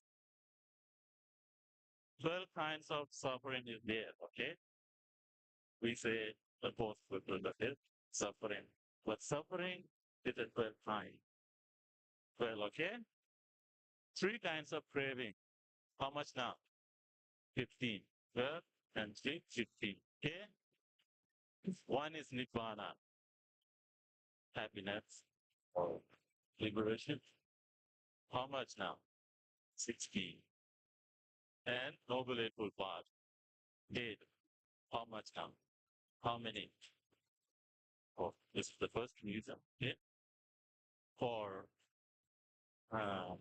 having the 24 spokes. Second reason for having the 24 spokes is we have Buddha Dhamma Sangha, right? Huh? Do you know how many qualities the Buddha have? The Buddha have 9 qualities, okay? Buddha have 9 qualities. Dhamma have 6 qualities.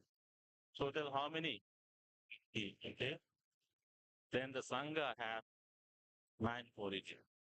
Total 24. Okay? So this is second reason. The third reason is that we have a 24 Vachaya. The conditions. Because of this craving arises. Because of this craving, that craving increase. So there are 24 kinds of Vachaya. It's a very deep Dhamma, deep teaching of the Buddha. To understand that, you have to really be very, very deep in meditation. Otherwise, you don't. But Buddha Dhamma Sangha, you know that. Then 24 and suffering, the truth of suffering, and thoughts of suffering, and then cessation of suffering is part of it. All. So because of these three reasons, Dhamma Chakra is there. You know what the Buddha said when the Dhamma Chakra started? When Dharma means actually truth. Okay? Truth. Huh? Chakra means the wheel. Huh? Pravartana means the started. Nobody can stop it. Even Brahma, Vishnu, Deva, Mara, Brahma, even the man, nobody can stop it. That's why it is a chakra. That's why it is a wheel. So saying that, I'm very happy for attending this program for the first time. Last time was also there, but I could not attend. And then other thing that I'm very sorry that I could not recognize some of the women because of their different shape. Many of the women I could not recognize them, but all men I know them and I say that I, but many of women. See, we are a monk, you know. We are very simple. I was growing the black hair from past 10 days, but unfortunately, before I come here, I had to shave it off. So I wanted to put some sand, you know, perfume, but we can't do that. We are a monk, and you can shout, yell, or dance, but we can't do that. It's very unfortunate. It is not unfortunate. I mean, right? But it is very good that you have started this program with a monk, and you are concluding this program with a monk like this. So I wish and bless all the bad members. May this ABAT group of this thing of the political groups, all the group members, and may this organizations grow, prosperous, and all over the world by the blessings of the Buddha, Sangha. Then one more time, we have also a program in Holland, in our temple on November. So all of you please come to the flower, the incense stick, with the candles, to get the spiritual blessings to guide you, to guide your life, to maintain your life. It's very important. So I, once again, with the Pali chanting, would like to conclude here the blessing. All of you, please hold your hands. Once again, we will repeat after me. Buddham Sharanam Gacchami. Dhammam Sharanam Gacchami. Sangham Sharanam Gacchami. I'll just take this blessing for the hand. I will chant in Pali. Sapiyo Vivajanto Sampadojo Vinan Mate Pavatuan Kada Abhivadana Lulesan Janta Pacha Chattaro Dhammavan Nipayuvan Utpa Banta Chayekta Kaya Banta Soga Banta Panis Ondo Sanghi Ani Sadhu Sadhu. Okay. Anybody have questions?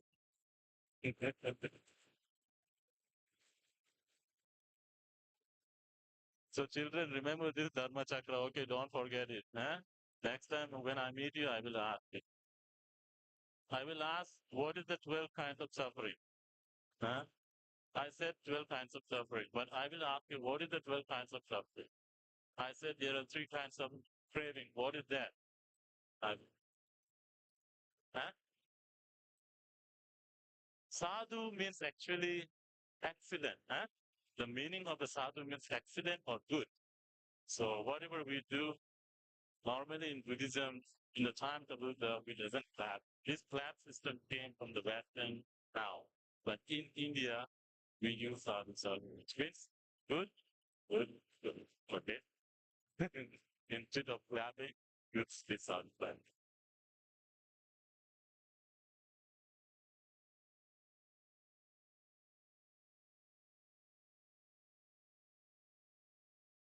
Thank you for this. We are seriously very glad that you were able to.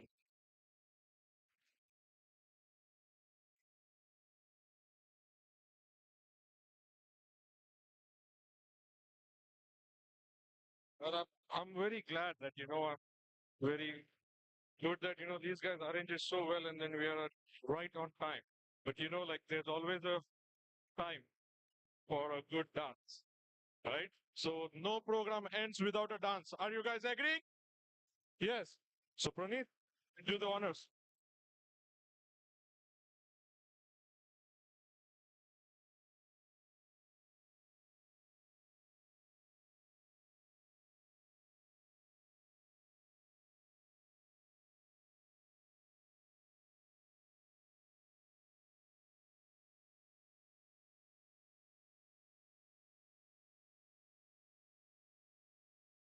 So after hearing the song, I'm requesting all of you to please join in this dance. Okay? And actually I would like to start with Mr. Bankar. Bankar Kaka.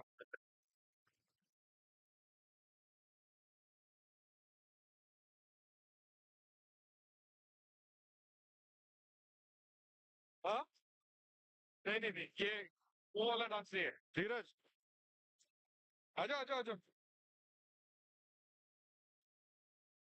Please वो camera किसी को दे दो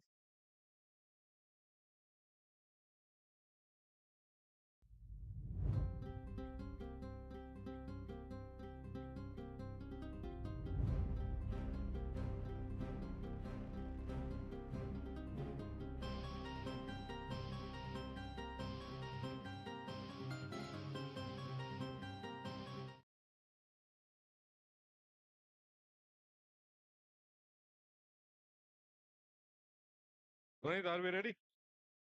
Go for it.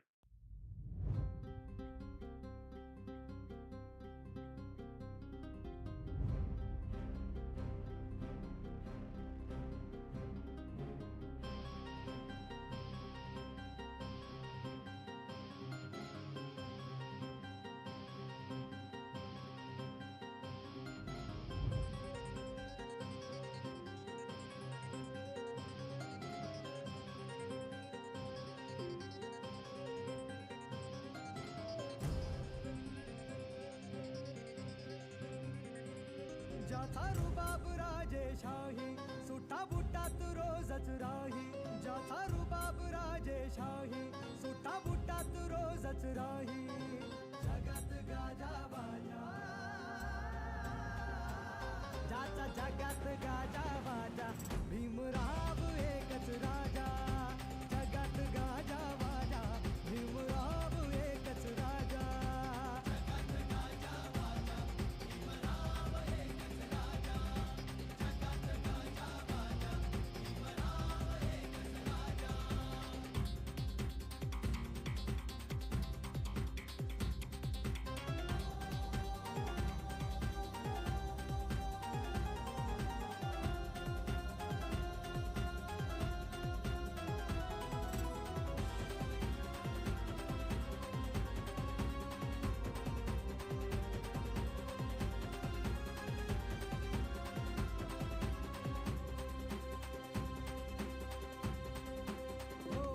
ज्याची